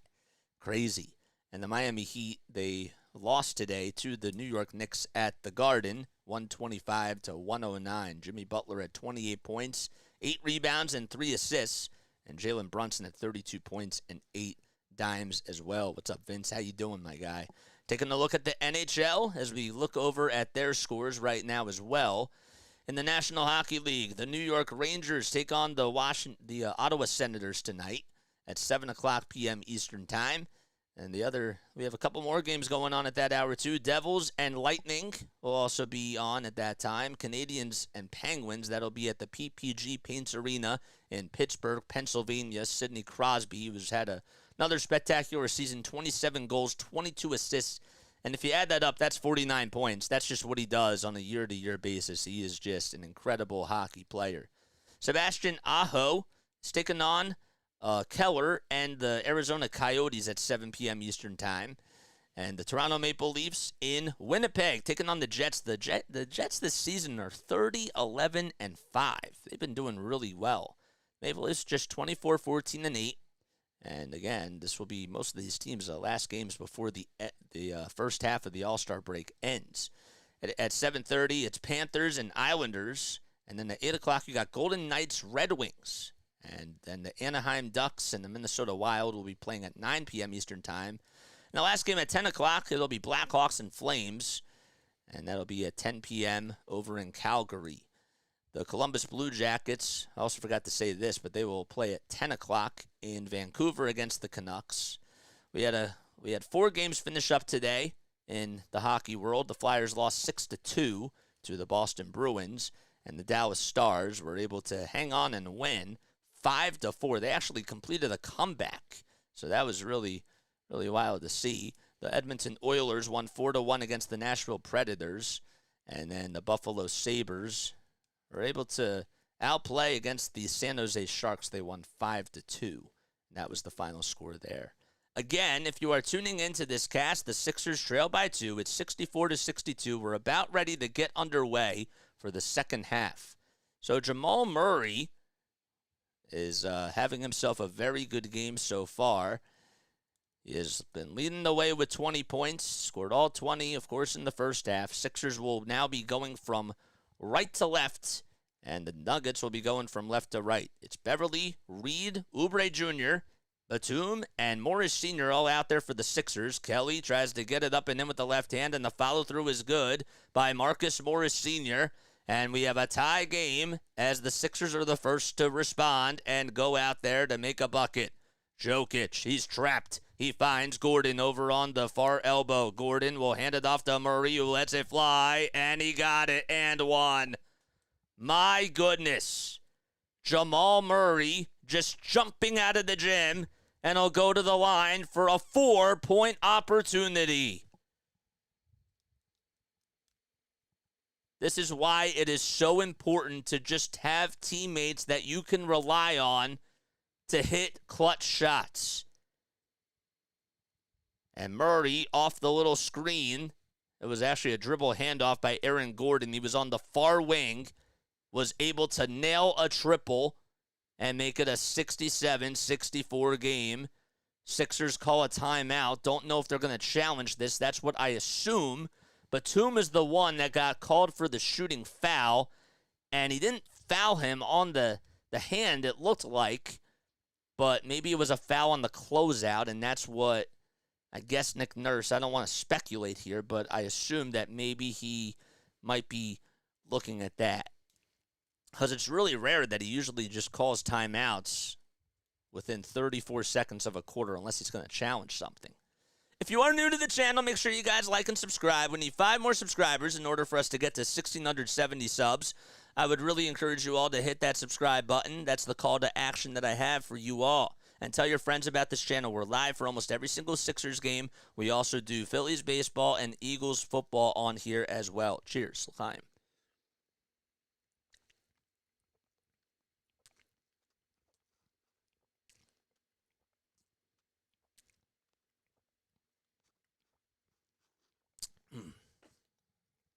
Let me know if you guys like these graphics too. Again, I know I have to change the Blue Coats one, and I most certainly will. I definitely will do that for sure. Delaware versus let's change that again.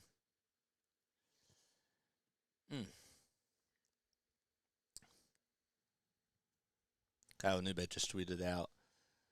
What did he say? Oh, no. He's just chirping back at somebody. When people go at people on Twitter, it's kind of funny at times. It really is. All right. Let's take another sip of this drink.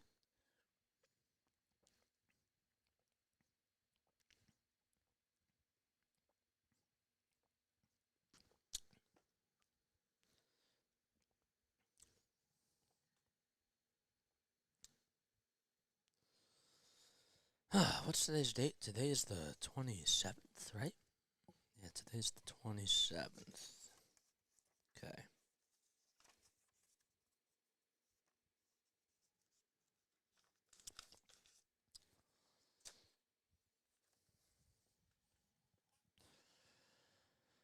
So the Sixers do challenge the 3-point play, or the 4-point play, I should say. It still is under review. All right, so let's see. They confirmed there.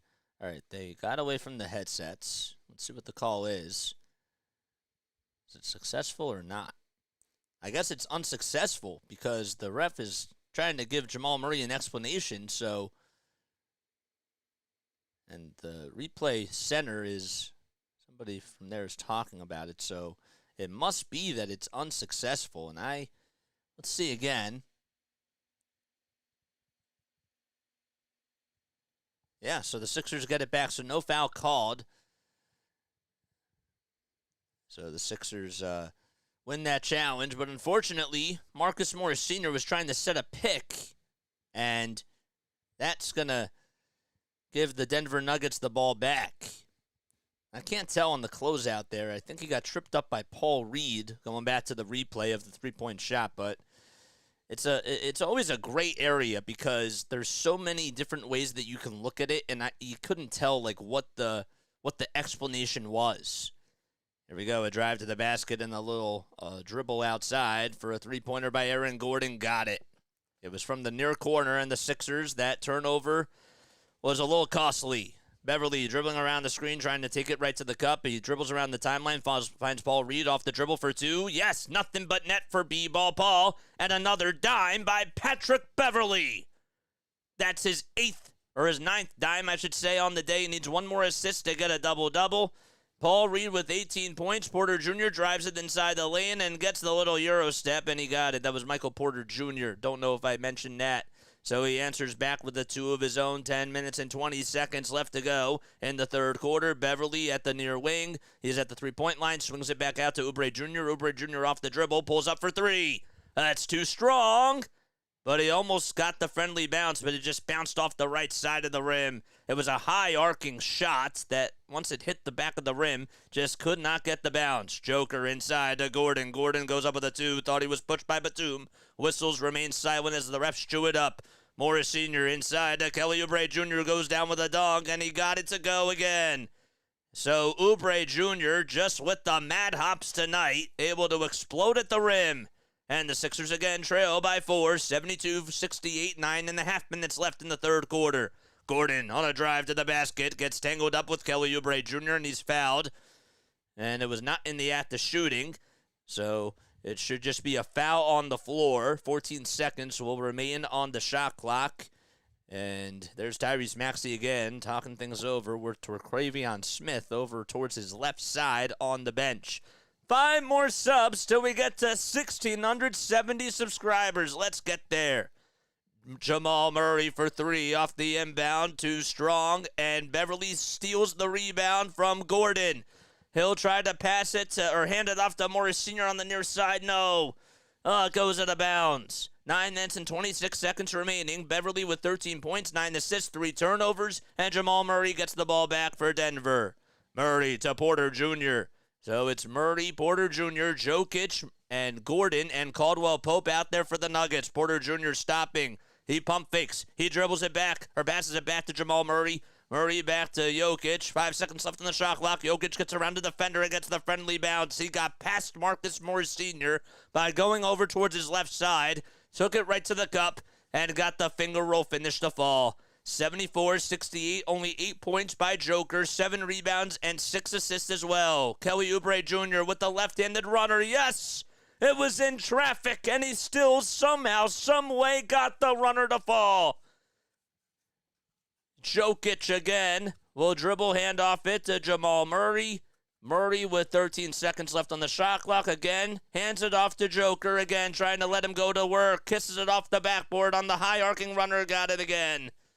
Another shot hit by Joker, and he is just about 2 points away from being in double figures. Morris Sr. for 3, off the pass, too short. Reed deflects it, but it goes out of bounds off of his left hand. He was trying to fight for the rebound along with Jokic, and unfortunately the bounce did not go his way. It was deflected off of his hand, and the Sixers still trail by 2 possessions. 8 minutes remaining in the third quarter. They're down 76-70. Joker with a handoff all the way. It was a handoff to Kentavious Caldwell-Pope. Joker finds KCP again. One more to Jamal Murray. 5 seconds left on the shot clock. Murray drives it to the basket. He gets fouled on the floor. But they're going to say that we had a whistle, but Murray walked. Or is it a defensive 3-second violation on Michael Porter Jr.? That's what it is. Wow. That is absolutely wild. So Reed with 18 points, Morris Sr. with 17, Oubre Jr. with 15, and Beverly with 13. And again, the storyline tonight for the Sixers is they're without all their starters for the most part. No Embiid, no Maxey, no Harris, no Melton, no Covington, and no Mo Bamba either. Marcus Morris Sr. will try to go up against Jamal Murray off the dribble. It's a little short, and a rebound goes to Murray as he boxed out Morris Sr. Outlet pass to Porter Jr. Porter Jr. on a pump fake finds Joker right at the basket. Goes up with a jumper. Yes. Nikola Jokic in takeover mode, and a timeout called by the Sixers as they want a chance to try to get the defense reset. And they trail by 8, 78-70, with 7:24 remaining in the third quarter. All right. What's up, Hardcore for All? How you doing? How is everybody doing on here? Hit that thumbs up button if you are just coming in, man. If you're just coming in, make sure you hit the thumbs up button. We got 21 people on here watching. Hit that like, hit that subscribe button. We need 5 more subs to get to 1,670. We just reached 20. We just reached 20. We got to get to 30, guys. What are you doing? You guys are slow today. Ugh. You guys are slow. We need more people to we need more of you guys to hit that thumbs up button.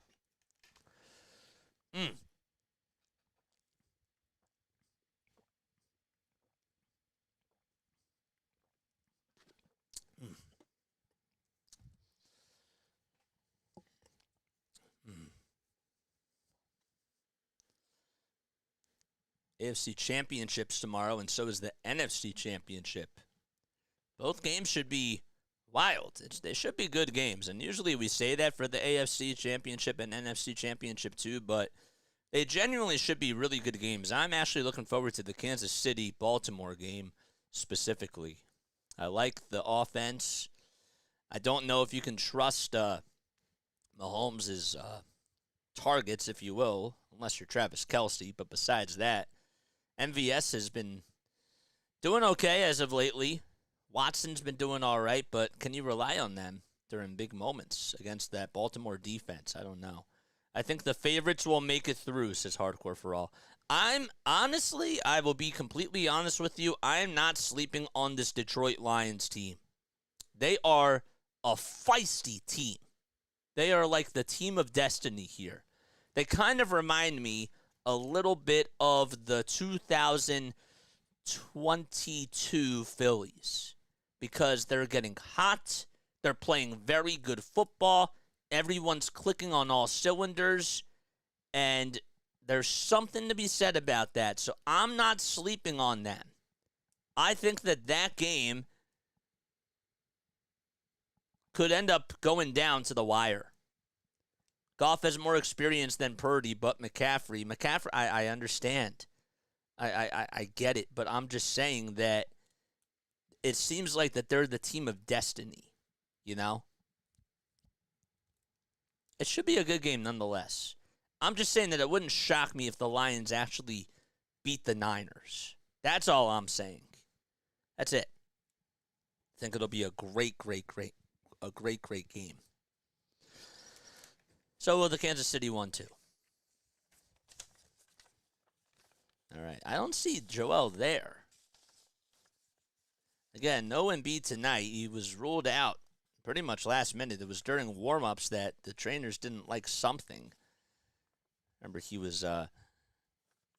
dealt with a knee problem. He banged knees in the last game with an Indiana Pacer. I'll be rooting for that, no doubt, says Hardcore for All. Who are you guys rooting for? Comment down below. So Beverly will get the inbound here. Sixers down by 8. It's a 14-8 run to start off the third quarter, and we're just about 5 minutes underway. House Jr. with a dribble handoff to Kelly Oubre Jr. will drive it right to the lane. Goes up against Joker, and he can't get the friendly bounce. It goes in and out, and Joker's able to crash another board. Beverly also does have 10 assists, by the way, so he is the first one in this game to have a double-double. Joker inside with a runner, puts it up, can't get it, grabs his own rebound, it goes out of bounds, and they're going to say that it's Sixers ball. Beverly deflected off of Joker's hand. Joker wants to review it, and they won't do so. Sixers get it back. Can they make them pay from that turnover? Beverly, to Morris Sr., all the way out to KJ Martin, who comes in for the Sixers.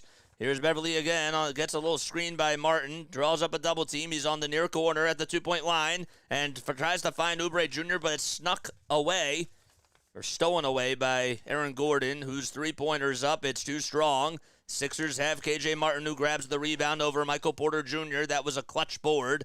Beverly again setting up the offense. Let's see what he does. He'll drive it to the basket. He'll dribble around the timeline, kicks it out to Morris Sr. Morris Sr. gets the ball loose, and it goes out of bounds towards the Nuggets bench, but it'll still be Sixers ball. Furkan Korkmaz will now come in because, again, the Sixers are just so empty-handed. They are without all their starters. No DeAnthony Melton, no Joel Embiid, no Tyrese Maxey, and no Tobias Harris, and no Robert Covington either. Morris Sr. on the pump fake, puts it up for two. No, the follow-through finish, though, is good again by Kelly Oubre Jr.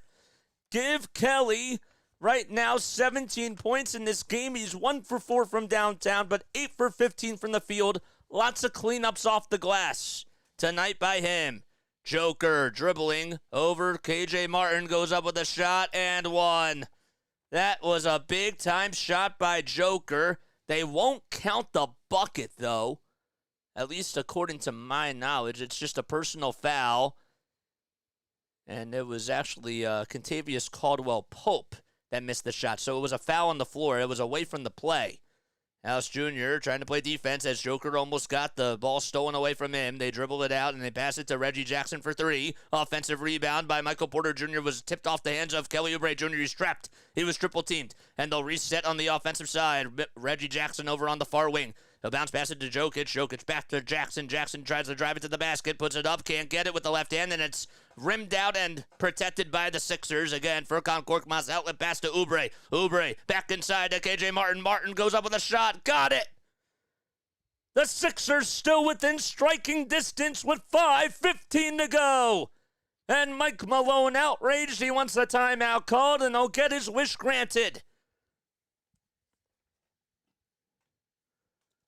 Ooh, boy. What's up, Larry? How you doing? How are you doing? The walking wounded.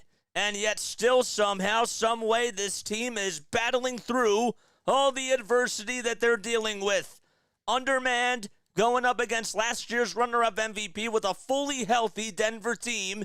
And yet somehow they're staying involved in this game. My name is Jason Joseph. This is Play-by-Play with JJ. Let me know down below if you like the new scoring, if you like the new scoreboard bots, if you will. If you like these bots, let me know. Also, make sure you guys like and subscribe and turn on those notification bell icons for make sure that you know when I upload. I'm on board for the big win, says Larry. This is a big game, too, and the fact that Keith Pompey, in case you are just tuning in, it was reported like 2 hours before the game that there was not going to be Tyrese Maxey was out with an ankle injury, and Tobias Harris was still dealing with an illness. But the surprising part about it, and I talked about it again during the last game, no one was talking about Joel Embiid banging knees against the Indiana Pacers with Ben Mathurin.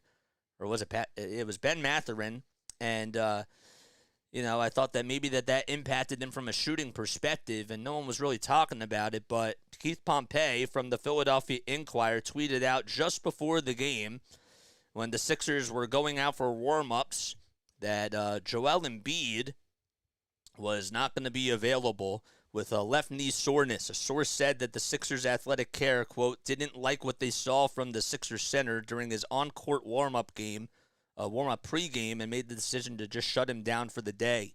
Last time that Joel played in Denver against the Nuggets was back in 2019. The Nuggets do get the inbound here. Jokic trying to drive it and bully KJ Martin towards the basket. Dishes it out to Porter Jr. Porter Jr. with 5 seconds left in the shot clock. He'll get the ball back, and he puts up a shot from way downtown. Too strong. Jokic trying to get the rebound. It's battered around, and Jokic comes up with it. Jokic passes it. He tried to find Porter Jr. in the lane. It's stolen away by Korkmaz. Korkmaz to House for three.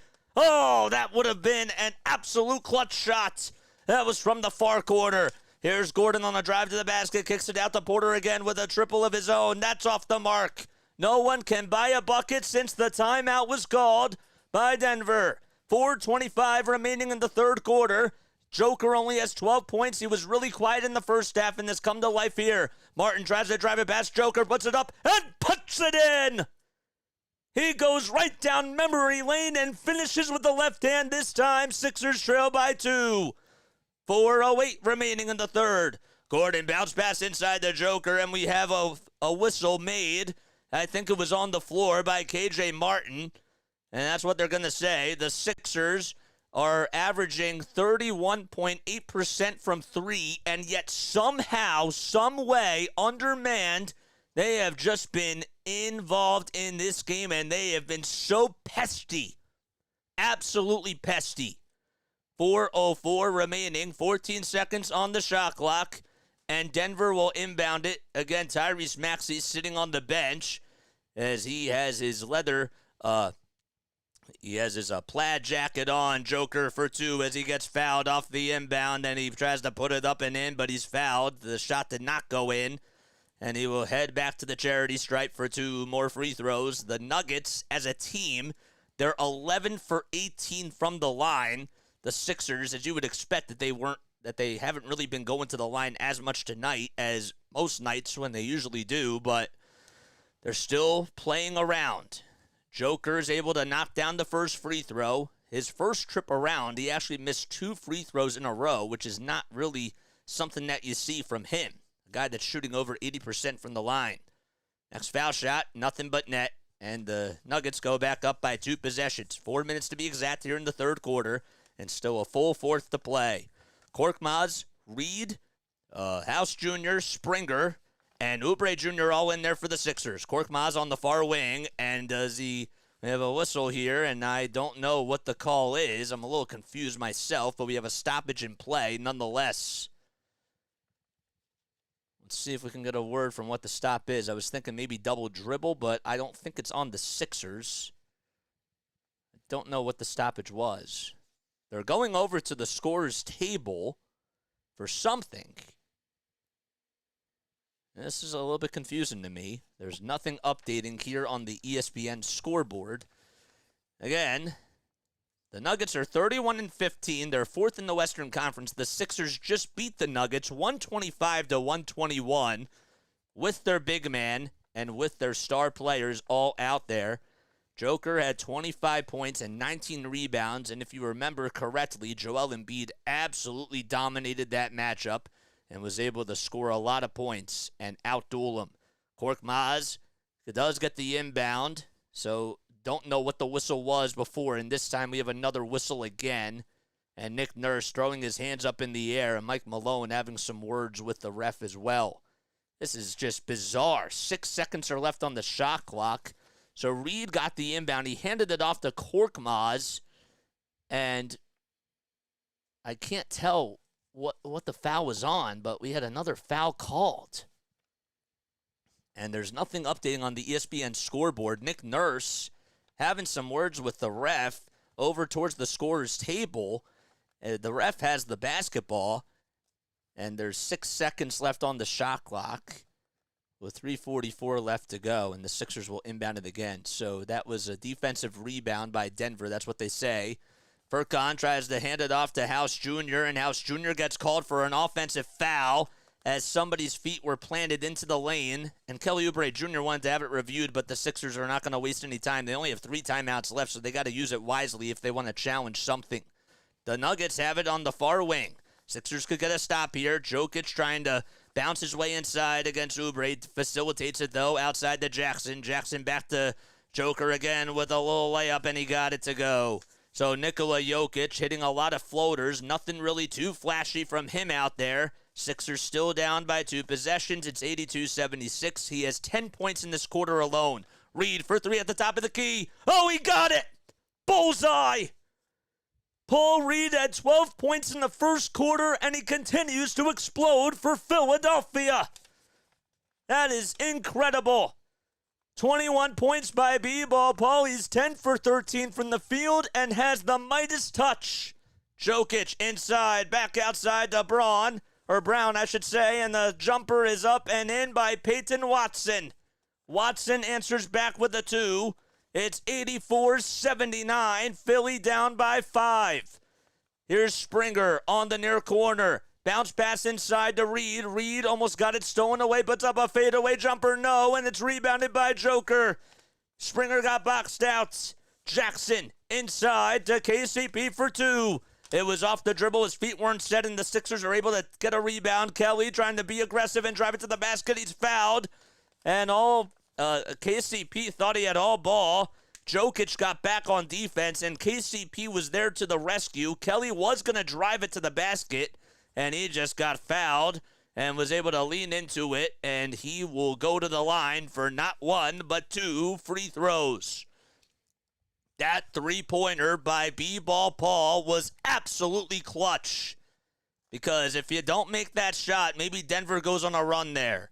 So Kelly does hit the first free throw. He has been really struggling ever since he came back from the motor vehicle incident that he had to deal with. He started off the season so strong, and tonight it's good to see him just being in attack mode.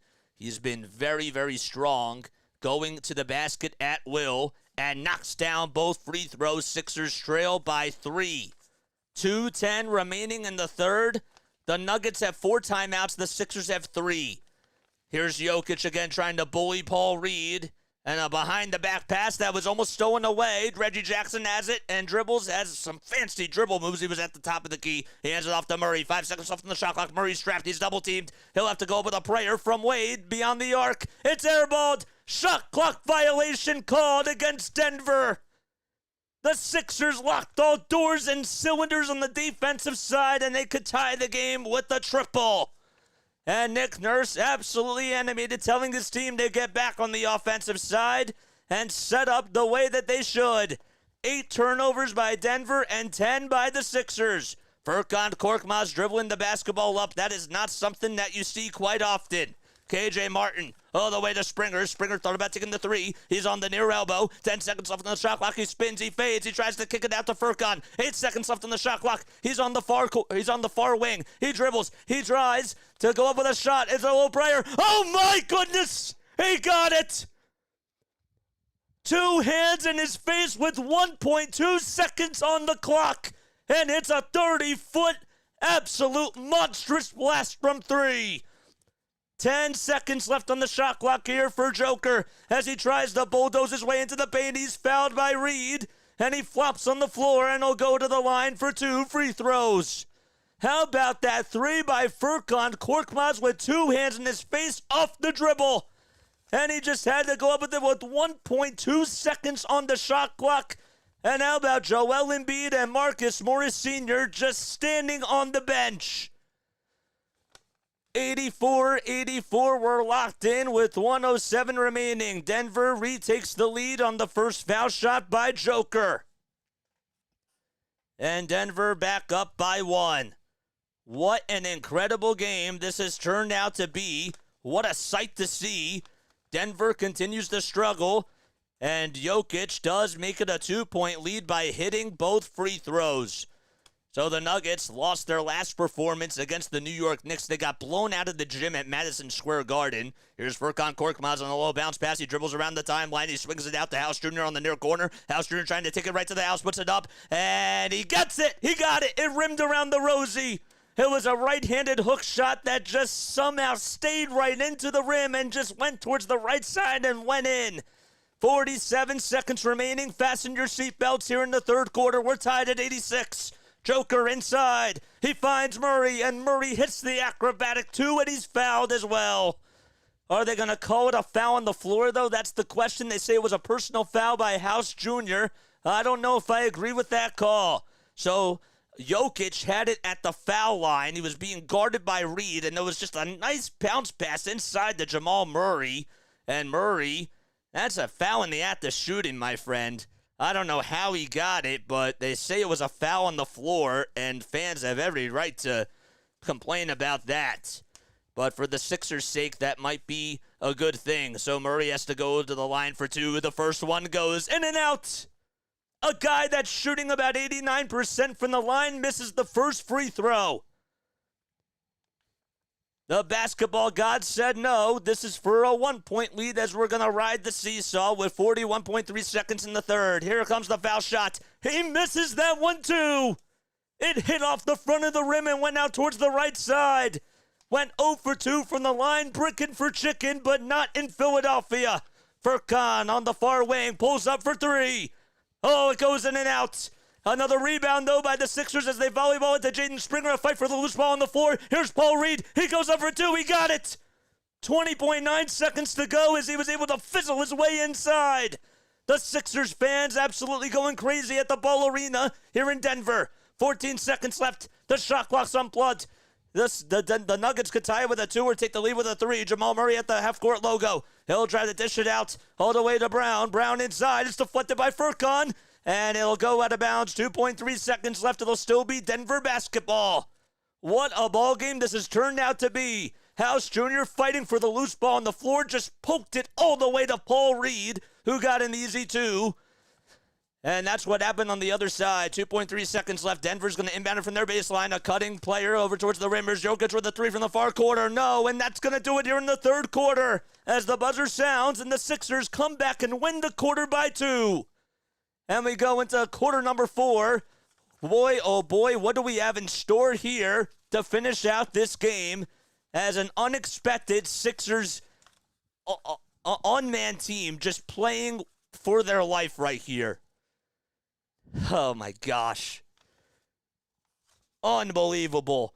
That three-pointer by Furkan Korkmaz with 1.2 seconds left. I mean, like, let's go back to that really quickly. It was from the far wing. He had 1.2 seconds on the shot clock to shoot it. 2 hands were in his face, and he just took 2 step backs. I thought maybe he was going to get called for a travel, but just somehow hit it. He got it. Nothing but net. Clutch. And don't forget about B-ball Paul from long range either. That three-pointer, that changes the ties if Denver goes on a run there. So, all right, we are going to change the scoreboard. If you guys are new to the channel, make sure you guys like and subscribe. And RB just tweeted out this: no matter what happens, quote, the Nuggets should feel embarrassed. The Sixers have outplayed them all night. Really, the Sixers team should be proud. They should really be proud. It would be nice to see them kind of be able to get the win with the way that they're playing right now. Remember the game that they had earlier this year at the TD Garden where they were undermanned and they were still able to keep the game close against the Celtics, but they weren't able to pull that out. Tonight they got to do that. That would be really nice to see. JJ is on fire. Oh, my gosh. Austin Krell just tweeted out, so the Sixers lead by 2 heading into the fourth with Jokic resting. This is where you need to see the Sixers really pounce on that, and that's a very good point that he brings up. He didn't say that part, but if you're the Sixers, you really got to be feeling yourself now. 24 people on here. Make sure you guys like and subscribe. Turn on those notification bell icons, and that way you'll know when I go live. Unfortunately, the Flyers did not handle their business today. They're going into the All-Star break as they lost 6-2 to the mighty Boston Bruins.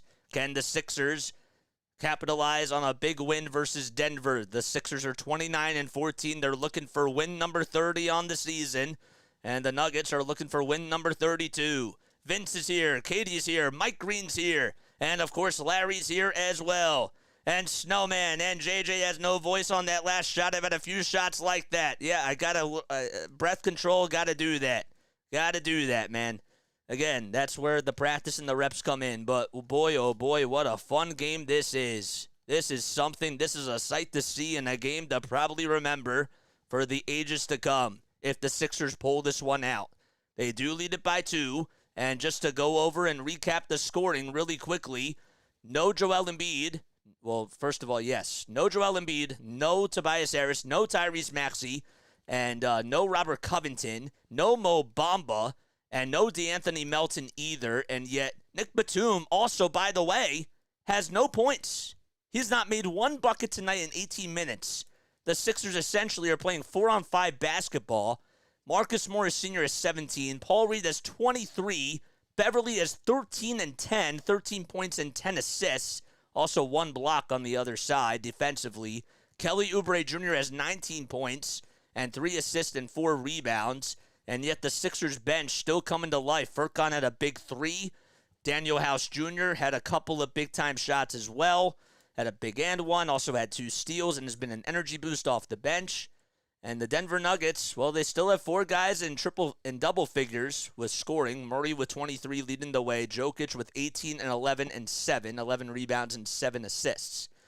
So the Nuggets will start things off here in the fourth quarter with the basketball as they go from left to right. We have a whistle called and a stoppage in play. DeAndre Jordan will step on in for Jokic, and Michael Porter Jr. will be the new guy that comes in for Reggie Jackson. So House Jr. gets called for a personal foul. Denver down by 2. Sixers lead it 88-86 out at the Ball Arena in downtown Denver, Colorado. Porter Jr. goes up with a shot, and it's in. They say it was a 3. It was from 27 feet. I thought maybe his left foot was on the line, but they might review that, and they'll have to see in just a few moments. 89-88, Denver up by 1. Springer on the near wing. He tries to dribble it. It's stolen away, though, and pickpocketed by Braun. So Braun goes inside. It's blocked by Jaden Springer, but still rebounded by Porter Jr. Again, here comes Peyton going into the lane, and he's fouled. So sorry about that. We had a little bit of some scrambles there, but Aaron Gordon on the bench. The lineup for the Nuggets, it's Michael Porter Jr., Jamal Murray, Peyton Watson, DeAndre Jordan, and Christian Braun. Again, he spells his last name B-R-A-U-N. So you would think that if you were just looking at his name, that it would be spelled like it would be pronounced Braun, but it's not. It's Brown.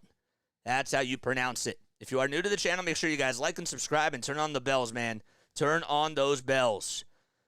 11:19 remaining here in the fourth quarter. Sixers down by 2 as Denver makes the first free throw. Jaden Springer fouled Peyton Watson as he was going down the lane. Batum steps back in for KJ Martin. Patrick Beverly and Marcus Morris Sr. will also substitute in for the Sixers, and Korkmaz and Springer will also take seats.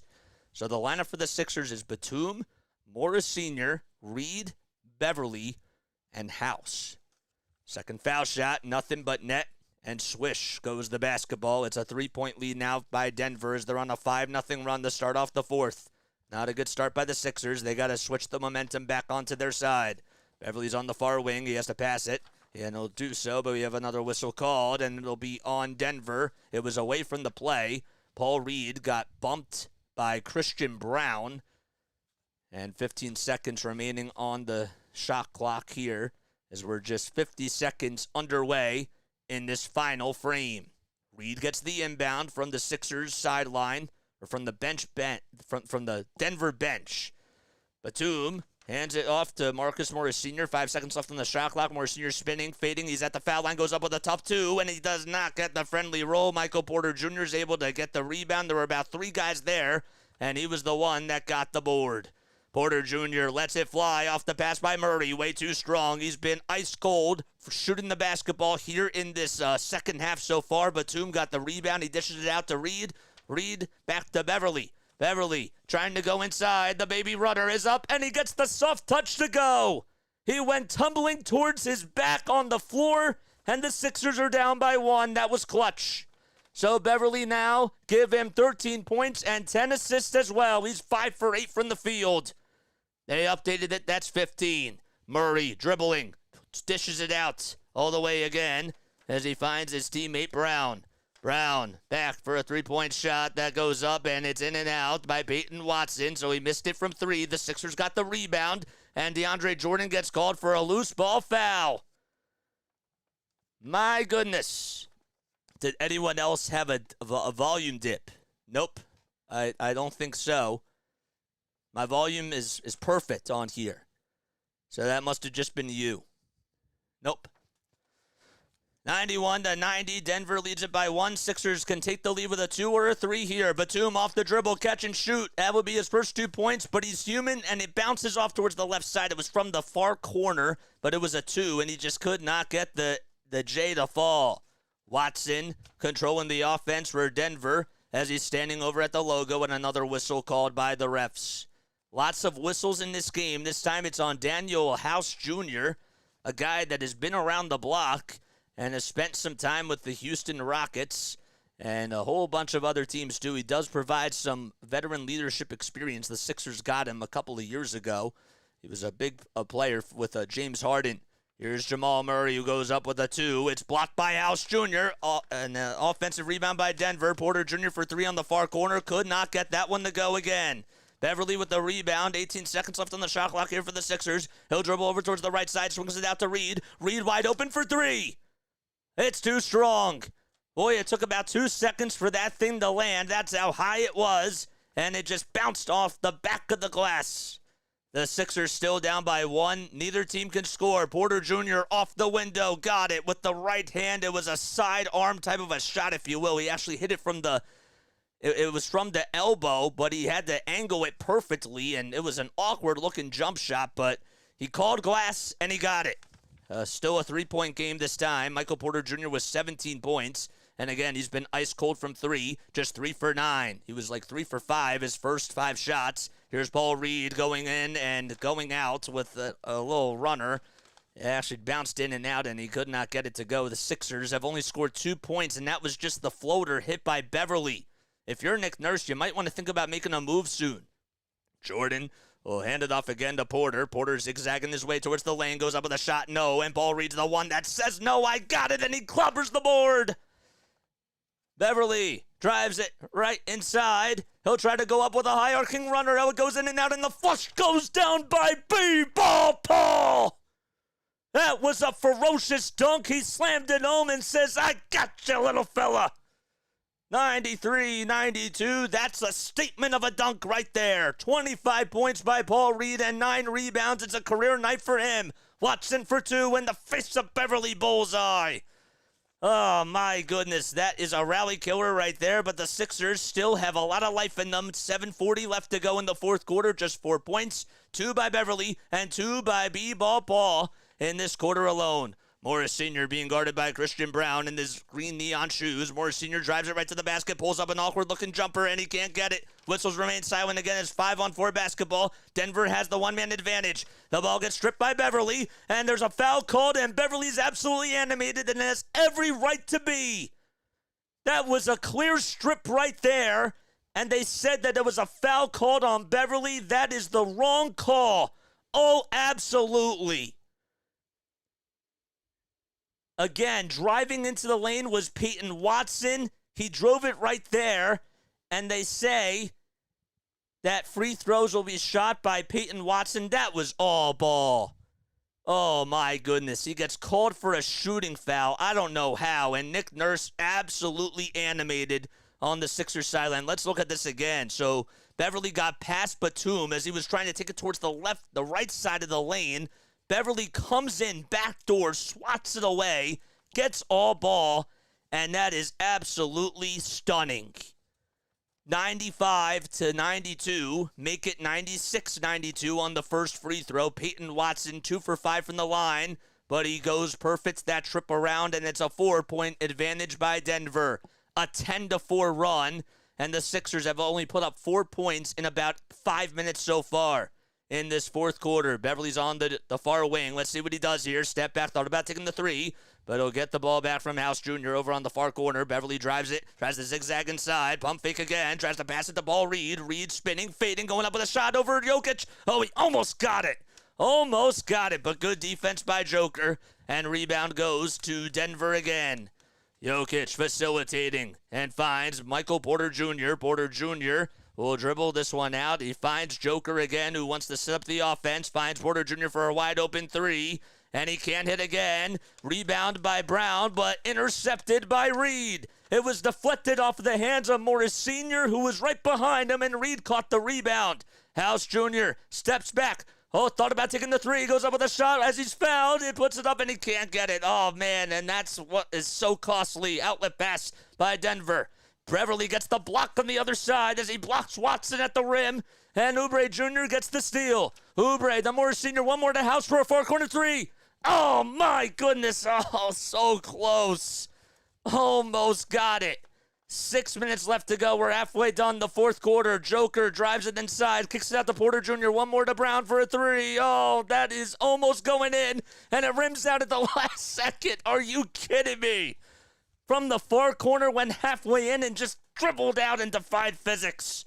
Reed got the rebound. Beverly gets it into the Sixers territory, and the timeout is called by the Sixers with 5:50 left to go. It just seems like it's been sloppy basketball in this fourth quarter, but just some unlucky bounces by both teams, including the 3 by House Jr., who was wide open from the far corner, and then Christian Brown trying to answer from the far corner. It literally went halfway in and then just bounced out at the very last second. Oh, man. Oh, so close. I can't believe that they called that a foul on Beverly. That is absolutely absurd. But again, both sides. Goes on both sides. If you are new to the channel, make sure you guys like and subscribe and turn on the bells, man. Turn on those bells. Oh, I got to plug in the iPad. Uh-oh. Let's do that right now. Okay. Plug in the iPad. It's on, what, 10%? Okay. Oh, boy. I did not do a trivia question. I'm so sorry. Let's do our Philadelphia 76ers. We'll do our basketball trivia question of the day. If you get it correct, you'll hear this. If you get it wrong, you'll hear this. It did. It defied physics. You know, Kawhi's shot defied physics. It, like, hit the rim, like, what, 4 times, and they called it the quadruple doink? That's exactly what it was right there. Something like that. All right. Here we go. January 27th is today's day. So, during the 2021-22 season, which Thunder player became the first teenager to record a triple-double in 3 straight games? Okay? I don't know why they call it a 76ers trivia question when it's really an NBA trivia question. So, which Thunder player in the 2021-22 season, so it's obviously recent, became the first teenager to record a triple-double in 3 straight games? So, Dr. Dre obviously does not play today, so that is incorrect. Yes, Dr. J retired a long time ago.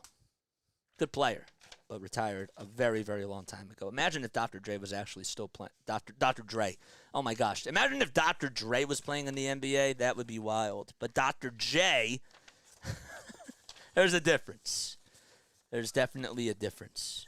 But yeah. Which Thunder player became the first teenager to record a triple-double in 3 straight games during the 2021-22 season? Anybody know the answer? Anybody? Let me know. We got 30 people on here watching. I expect 30 answers. Maybe not all 30 of you can answer, but I definitely expect some answers. Dr. Drelius Irving. That is correct. No, I'm kidding. Zion Williamson doesn't play for OKC, so that's incorrect. I'm pressing the wrong buttons. Come on, man. Come on, buddy. Oh, man. Josh Giddey. That's correct. And you spelled Giddey wrong. It's Giddey. It's not SGA. You were so close, man. You were so close, Ryan. So Joel Embiid is in the building, but he's not playing tonight. The medical staff did not like what he was... not like something during his warm-ups. He injured. Remember, he banged his knee in the last game during the game against a Pacer, and there was something about that knee that just did not look good today during warm-ups. So here we go. Sixers get the inbound. Beverly will hand it off to Kelly Oubre Jr. Let's see what they drew up out of this timeout. 8 seconds left on the shot clock. He'll dribble right towards the lane. Goes down with a dunk and one. Oh, baby. Kelly Oubre Jr. all fired up, and he'll go to the line for one more. He drove it right into the lane and was able to get Peyton Watson to buy, and Nikola Jokic fouled him from behind. And even Embiid is pumping his fist. And this foul shot could cut the deficit to 1. Sixers down to 2 timeouts, and Denver still with 4 remaining in what has been an incredible game. And the and one is up and in. And there goes Kelly Oubre Jr. with 21 points. Just 1 for 4 from 3 and 9 for 16 from the field. Denver has it. Here comes Reggie Jackson. Jackson steps back, thought about taking the shot. He was on the near wing. He has to pass it now. Bounce pass to Aaron Gordon. Gordon with a bounce pass inside the Joker. Joker gets double teamed. He has to kick it out to Watson. KCP now gets it on the far side. Goes up with a shot with 4.5 seconds to go. Good defense by the Sixers. Reed gets the rebound and he gets elbowed in the face by KCP. Paul Reed taking one for the team. Give him now a double-double with 25 points and 12 boards tonight. That was great defense by Beverly, too. Don't want to get him off the hook because he just knew where KCP was, and he contested the shot over the 6'7" guy and over a guy that's about 6 inches taller than him. Paul Reed got elbowed in the face. It's a personal foul on KCP, but they're going to review this because there was contact with Paul Reed's head to see if this will be a flagrant as well. And that could help the Sixers for sure, because they could get a couple of foul shots and get the ball back. Let's see again off the replay. So Reed got the inbound, or he got the rebound, and KCP just elbowed him. He had his elbow up. If you're watching right now, you'll see it. It looked like this. just elbowed him right into the forehead and knocked the wind out of him. He's still down, but he just gets up now. It's 96-95. Still plenty of basketball to go in Denver, Colorado, with an undermanned Sixers team without all 5 of their starters. All 5 of their starters are out tonight, and Robert Covington too. That was a quick review, so let's see what the call is. Again, it was reviewed as it was initially called a personal foul on Caldwell Pope, and the replay does support the call, so there was no intentional contact whatsoever. Just a elbow to the face, but it was not. There was not. The whole thing is that it has to be. There has to be something behind it, and there was nothing. No malice behind that, so the Sixers just will have the ball. Batum will hand it off to Kelly Oubre Jr. on the near wing. He'll try to drive it into the lane. He gets the ball stripped and it's stolen away by Jokic. Jokic almost got it out of bounds. Oh, boy, but KCP holds on to it. Actually, Jokic hung on and then just passed it out to KCP. So now they're in their own territory, Denver, that is. Reggie Jackson dribbling around the screen set by Joker. Jackson has to step back. Jamal Murray not back in just yet. Aaron Gordon is in, though, for the Denver Nuggets. Here's Jokic. Almost got the ball stripped by Beverly, and a reach-in foul is called by Kelly Oubre Jr. This is just what makes Patrick Beverly so valuable. You never know if he's going to come from behind you and just be a little snake, if you will, just a pest, and he just deflects it out of his hand. And Reed was on him, and Beverly just comes right to the rescue. But unfortunately, Kelly Oubre Jr. gets called for the reach, and the Sixers are in the penalty. Jokic's first foul shot goes in and out too strong. So this free throw is just for a 2-point lead by Denver. If Jokic makes this, a guy that has been very solid from the line, but he's missed 3 foul shots tonight. And the next foul shot, it's up. No good. It hit off the front of the rim. Beverly got the board. 96-95. Kelly trying to slice and dice to the basket off the screen, but we have a foul called away from the play. So the rebound technically went to KJ Martin off the missed foul shot by Jokic. Crazy. And Watson gets called for the personal. So that's the second time tonight that Joker has gone 0 for 2 from the line. That's not what our center does when he's healthy. Kelly Oubre Jr. for the tie at the line. Got it. The game is on ABC, but you can also tune in, of course, on Play-by-Play with JJ. Hit that thumbs up button. Subscribe to the channel. Clappers are here, and Oubre Jr. can't get it, and the moment came too big for him. 96-96, we're all tied up. Here comes Jackson inside to Jokic, and we have a foul called again on KJ Martin. So Martin tried to trap Jokic over towards that far corner, and he gets called for the foul, so that will result in more free throws, I believe, for Jokic. Just pushed him, didn't really push him too much, but technically that is a foul. And here comes Jokic again at the line. He's 0 for his last 2 at the free throw line. First foul shot is up, and he drains it. He does get that one, nothing but net for Nikola Jokic. And when you look at the box score so far, Joker so far at the line tonight is 7 for 12. The next foul shot's up. He misses it, grabs his own rebound, and gives it back up and in. Oh, come on. Oh, man. He missed it. It bounced off the front of the rim. He knew it was going to be off and got his own rebound and just went up with a floater. And that'll give Denver a 3-point lead. Unlucky bounce. Beverly on the near wing for 3 as he pulls up, and he can't get it. And Gordon grabs the rebound. That would have been clutch. 4 minutes left to go. Sixers could use a stop here.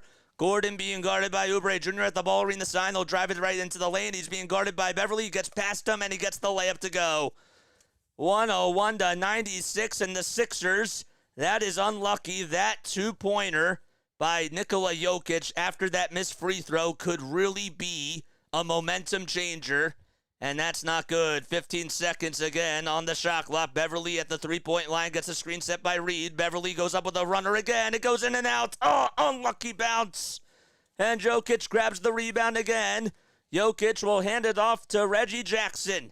So Jackson and Jokic, here's Murray back in. Murray He's at the top of the key now. We'll find Jokic inside. Jokic again being guarded by Kelly Oubre Jr. will try to box him out and bully him towards the post. Puts up a shot and he got it. Oh my gosh. It's been a 7-0 run by Denver with 3 minutes left to go. And Jokic is now going off with 21 points and 14 rebounds. He'll find Beverly. Beverly at the three-point line on the far wing.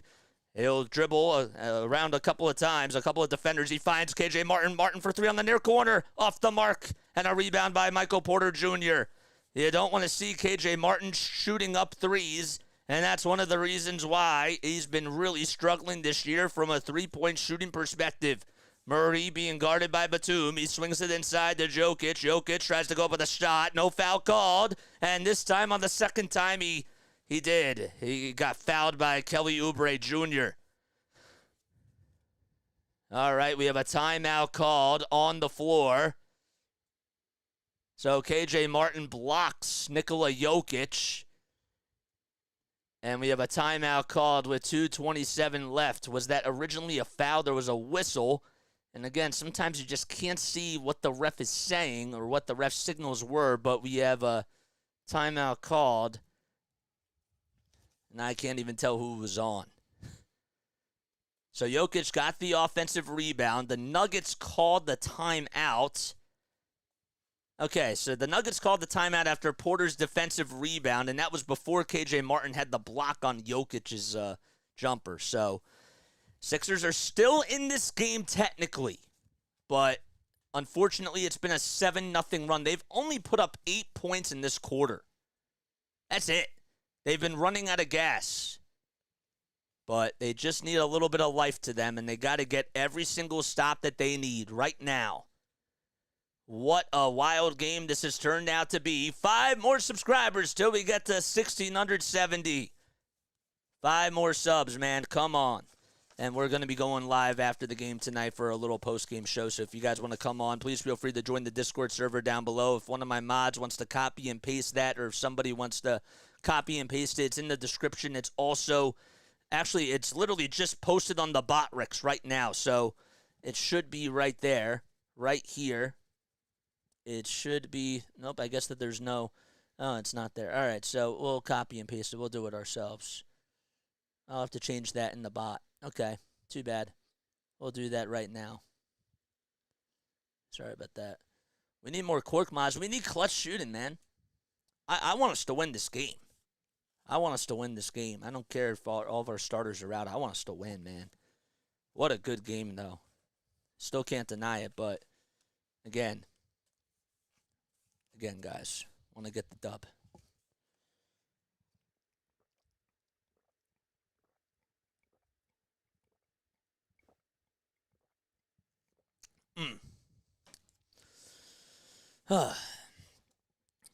Denver let Joel Embiid hear it after he emerged from the locker room. So he did go to the locker room, but he came back onto the court, or came back onto the bench. So that's, I guess that's a good sign, but I don't want to speculate again. We're down 7. I've seen teams come back. Again, they got to get a run now, obviously. What's up, Merrick? How you doing, man? Thanks for coming on. Appreciate it very, very, very, very much. There's NBA Commissioner Adam Silver, according to Woj, is finalizing a contract extension. I'll have to read that article later. 5 more subscribers so we get to 1,670. Come on, man. Let's get to 1,670. Tell your friends. Tell your family about this channel. It's 8 o'clock p.m. Eastern Time. 8:03 to be exact. 2:20 remaining in the fourth quarter. Sixers have only put up 8 points in this quarter alone. But again, they're not with any starters. A jump ball is made, and the Sixers can't hang on to it. Porter Jr. for 3 off the jump ball, as it was won by Gordon, and he's human. He can't hit it. Now the Sixers have got to get a bucket here. 2:18 left to go. Patrick Beverly dribbles around the screen. He'll hand it off to Morris Sr. at the top of the key. 10 seconds left on the shot clock. Here comes Kelly Oubre Jr. He finds Beverly again. Beverly drives it inside the traffic. Puts up a baby hook. He got it! Oh, what a shot by Beverly. A line drive laser. Thought he was going to go with the right hand, but he went with the left hand at the very last moment as he turned around and made the baby hook. 103-98 with 1:55 left to go. Bounce pass by Jokic. And he'll get the ball back from Reggie Jackson. Jokic trying to take it right to the lane over Morris Sr. Has to put up a shot. No good, but he's fouled. He is fouled by Marcus Morris Sr. or Kelly Oubre Jr., I should say. But how about that turnaround baby hook by Patrick Beverley from 11 feet and got Aaron Gordon on skates. Jokic goes to the line. He's missed 5 free throws today, puts it up and puts it in. It's a 6-point lead by Denver. The Sixers, if he misses, they have got to attack on the boards. So they're just down by 2 threes. And the next foul shot, no good. Hits off the front of the rim. Reed grabs the rebound. They're down by 2 threes. Beverly working really quickly. He's at the 3-point line. Now passes it out to Reed. Reed for 3 at the top of the key. He got it! Oh, baby! He was wide open, and that was clutch. Both teams with 2 timeouts to go. 90 seconds left in this game. Jamal Murray over at the logo. 10 seconds left on the shot clock. He has to get going. Murray passes it to Jokic. Jokic dribbles it out. He passes it. One more to Porter Jr. for 3. Oh, my goodness, that was clutch. Oh, man, 107-101. That was a killer right there by Michael Porter Jr. Beverly hands it off to House. House back to Oubre. Oubre's at the 3-point line, and now he goes into the rim, and he goes down with a ferocious dunk. Is that an N1, though? It is. Oh, man, he got fouled by Joker, and he's having some words with the ref again. Punch, counter punch. Let's see. They say, they're going to overturn it and say it's a personal foul. So it's on the floor. So don't count the bucket. Kelly goes to the line for 2. He's 4 for 5. The first foul shot, it's nothing but net. They're still within striking distance. But obviously they need stops. Both teams with 2 timeouts remaining as this game is coming down to the wire.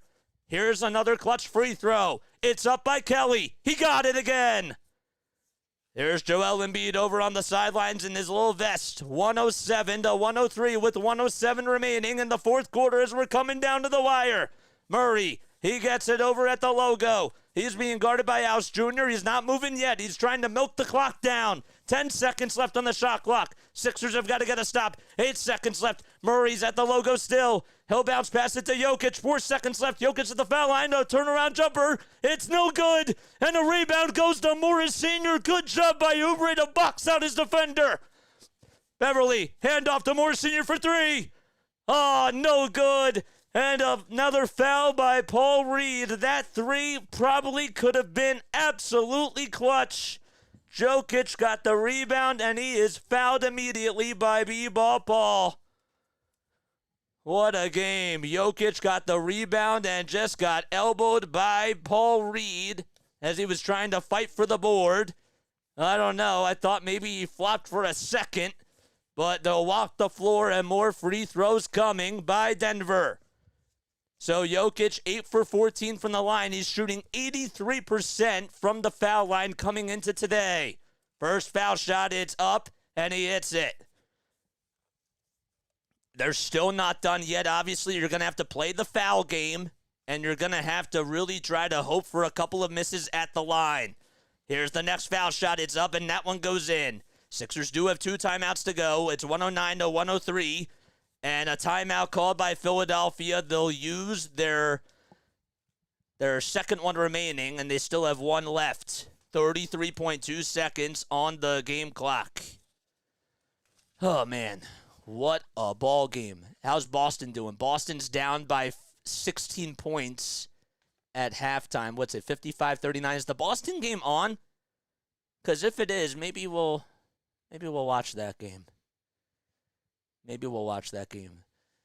Again, what's funny is that the Nuggets play against the Milwaukee Bucks on Monday, and that'll be Doc Rivers' first game as the Bucks head coach. If you are new to the channel, make sure you guys like and subscribe.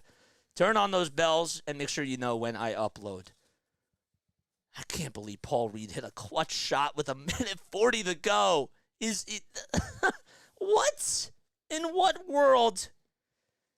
pretty hilarious, RB says, that the Nuggets have to win this game because of Nikola Jokic's free throws. This is what it comes down to. How? This is why Nick Nurse deserves to be Coach of the Year. I'm telling you that right now. If he doesn't win Coach of the Year, that is terrible. So the Sixers do get to advance the ball on their timeout that they use. They don't necessarily have to go with a 3. It would be nice if they could go with one, but there's still 33.2 seconds, and you're going to just have to foul immediately. Here we go. So the Sixers will inbound it. Batum inbounds it to Paul Reed. Reed will try to dribble it back. He almost thought about stepping up for a 3. Oh, my goodness. Marcus Morris Sr. has it. 15 seconds left on the shot clock. There's a little lob inside to Reed. Got it. All right, 109, 105. They got a foul immediately. Jamal Murray gets the inbound. What are they doing? They got a foul.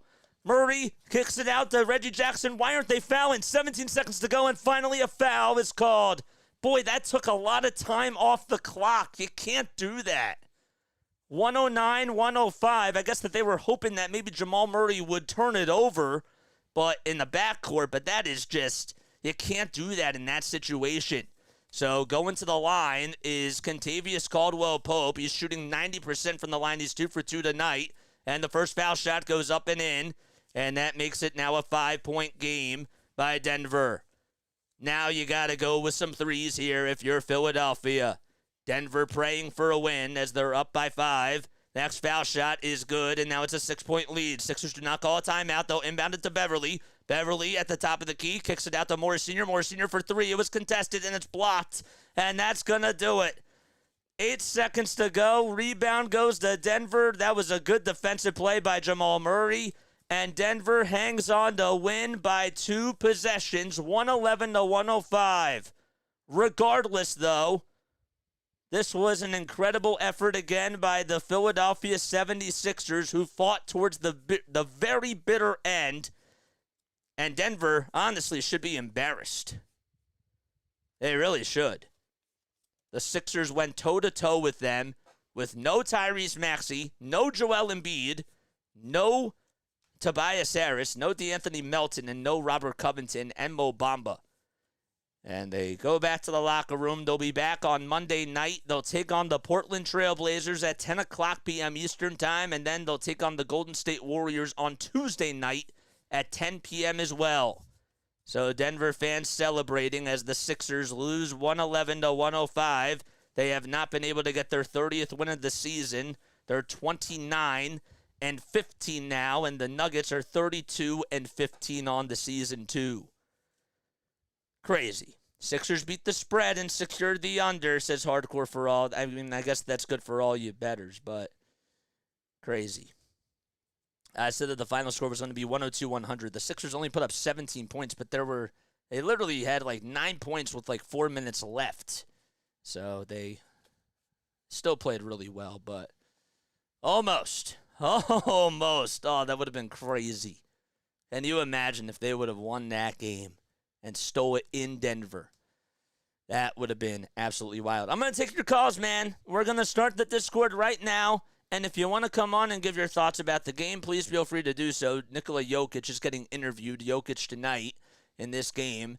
He had 26 points. He was really cold in that first half and then just got a lot of runners going in that second half. He had 26 and 16 and 7. 16 rebounds, 7 assists, and was just +2 on the court. I think that really says it all, that he got a lot of action and he was getting things going in that second half, but it still didn't feel like he just dominated the game. I don't know. Michael Porter Jr. had some clutch shots. He was clutch from 3 in the very beginning, and so was Jamal Murray, but the Sixers just not able to make buckets, and I think that that's what kind of kept Denver in this game, and they still had to rely on Nikola Jokic free throws.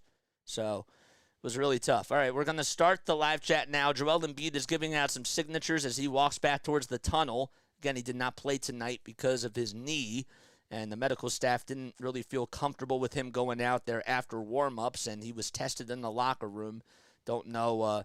He came back from the locker room during the second half, but wonder if he's going to be okay and if he'll be able to go Monday. That is the question that will obviously remain. So here we go. NBC Sports says a lot of heart by this undermanned Sixers squad. Final from Denver. That's what they just tweeted out. All right, so we're going to start the Discord now. If you want to come on and give your thoughts, guys, please feel free to do so. I want to get the community involved, and I want to hear from Sixers Nation. Sixers Nation, I want to hear from you guys. That was a fun one. That was really fun. Great game. Charlotte's down 82-47 in the third quarter to Utah? Holy moly. What a game that is. At least Boston's down by 16 points at halftime to the Clippers. James Harden and the Clippers are beating the Boston Celtics. So that's absolutely wild, too. All right, we'll start the event. We'll get that going now. And that's what we'll do. Next time I do this, I'm going to write this down that I have to make these events earlier just to have them up. Sixers postgame. And we'll schedule it for 9 o'clock, but obviously we're going to go on now. Location. Did I miss that? Stage channel. Okay. All right. So if you want to come on and give your thoughts, please feel free to do so. We'll do that right now. So we just started the event. Again, the Discord, I'll post it right here for you guys that want to join. Okay, it's going to be posted now in the live chat. There it is. Just join that server and come on in and give your thoughts. So we'll start the event now.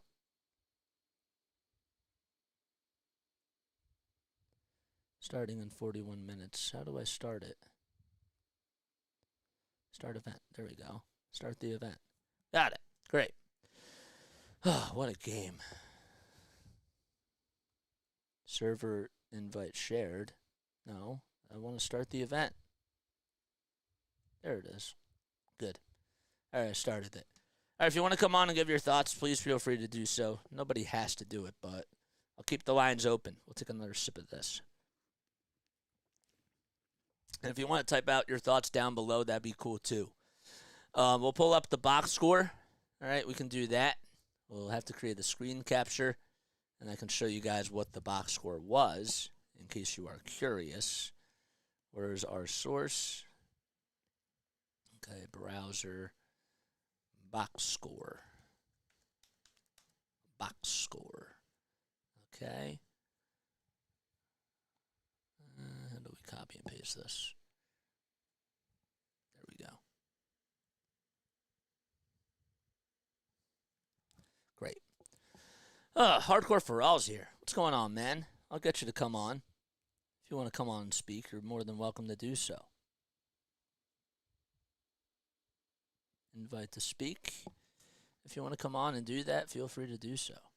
So let's pull up the box score. Here's the Sixers box score for tonight, in case you guys have missed it. There we go. So there's the box score right there. So Reed had 30 points tonight, 13 rebounds. That's a career high for Paul Reed. 30 points. All right, well, he left. I got to do this again. I always forget that I got to do this again because of the mic.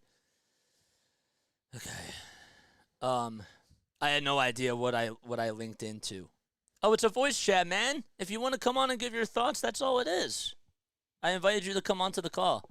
But if you don't want to talk, I understand, but that's what we do. And you probably weren't listening, but yeah. Feel free to come on in, man. Where's my events?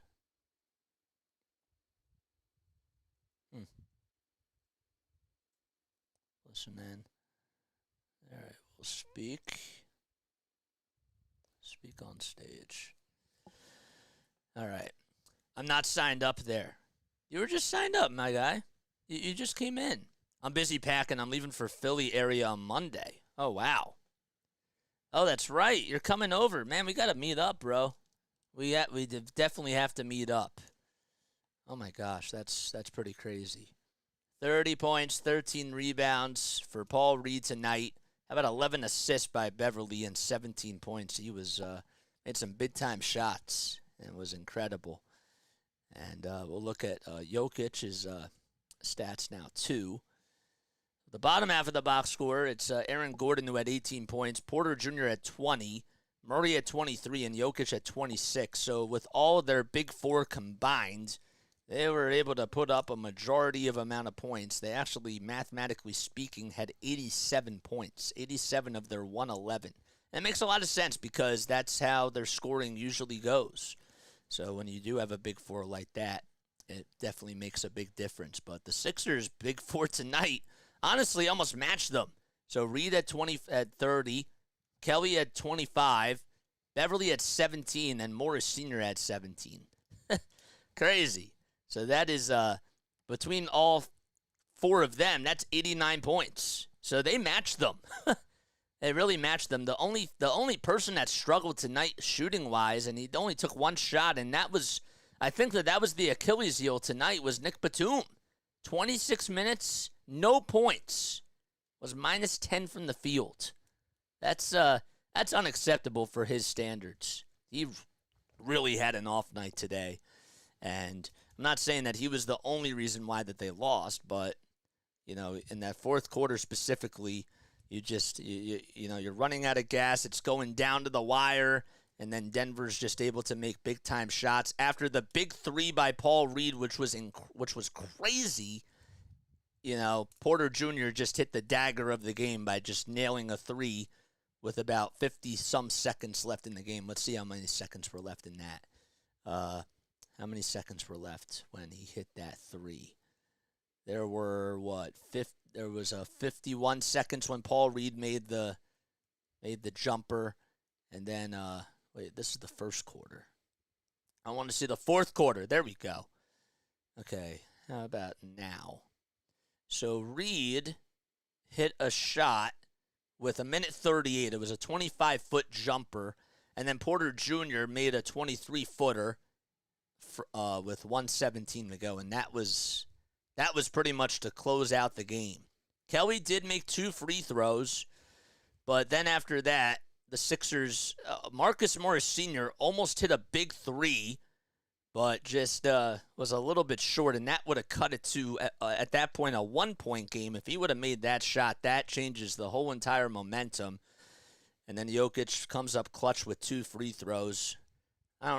Maybe you could say it was clutch, but he did hit icing free throws, if you will, to make it 109 to 103. The Sixers then called a timeout. Paul Reed then got an alley-oop pass, and then Batum fouled KCP, and then Kentavious Caldwell-Pope hit 2 free throws to make it 111 to 105. And then Murray just blocked Marcus Morris Sr. to end the game. It was on a 3-pointer. He played really good defense. That was it. That was the game. But again, give them credit. They came down to the wire. They had no idea that they were going to be without Joel Embiid until literally right before tip-off. And that was pretty unfortunate. But the Sixers, they hung in there, and now they're going to be back on Monday, and you want to try to make a statement out in Portland. So you need to be able to just go out there on top. But this team is really feisty, and this team has a lot of layers to them. And, again, I'll continue to say that. That's what makes this team special. So they have the guys, but now you just got to get it done, and they can win a title. I've always been able to say that they can win a title with this team that they have right now. But, again, you're not going to see this type of play on a night-to-night basis without all your 5 starters. But they do have the depth, and they've still been undermanned for a while. But, all right, that's going to wrap things up. We're gonna wrap up shop. If you guys want to come on here anytime, please feel free to do so. We're going to leave the stage. Actually, we'll end the event. All right, I'll do that right before, or I'll do that as I head off. I love you guys. I'll catch you all in the next one. We're not going to be on tomorrow. We're taking the day off tomorrow again. And then, I'll catch you all in the next one. See you guys Monday. Love you guys. Good night.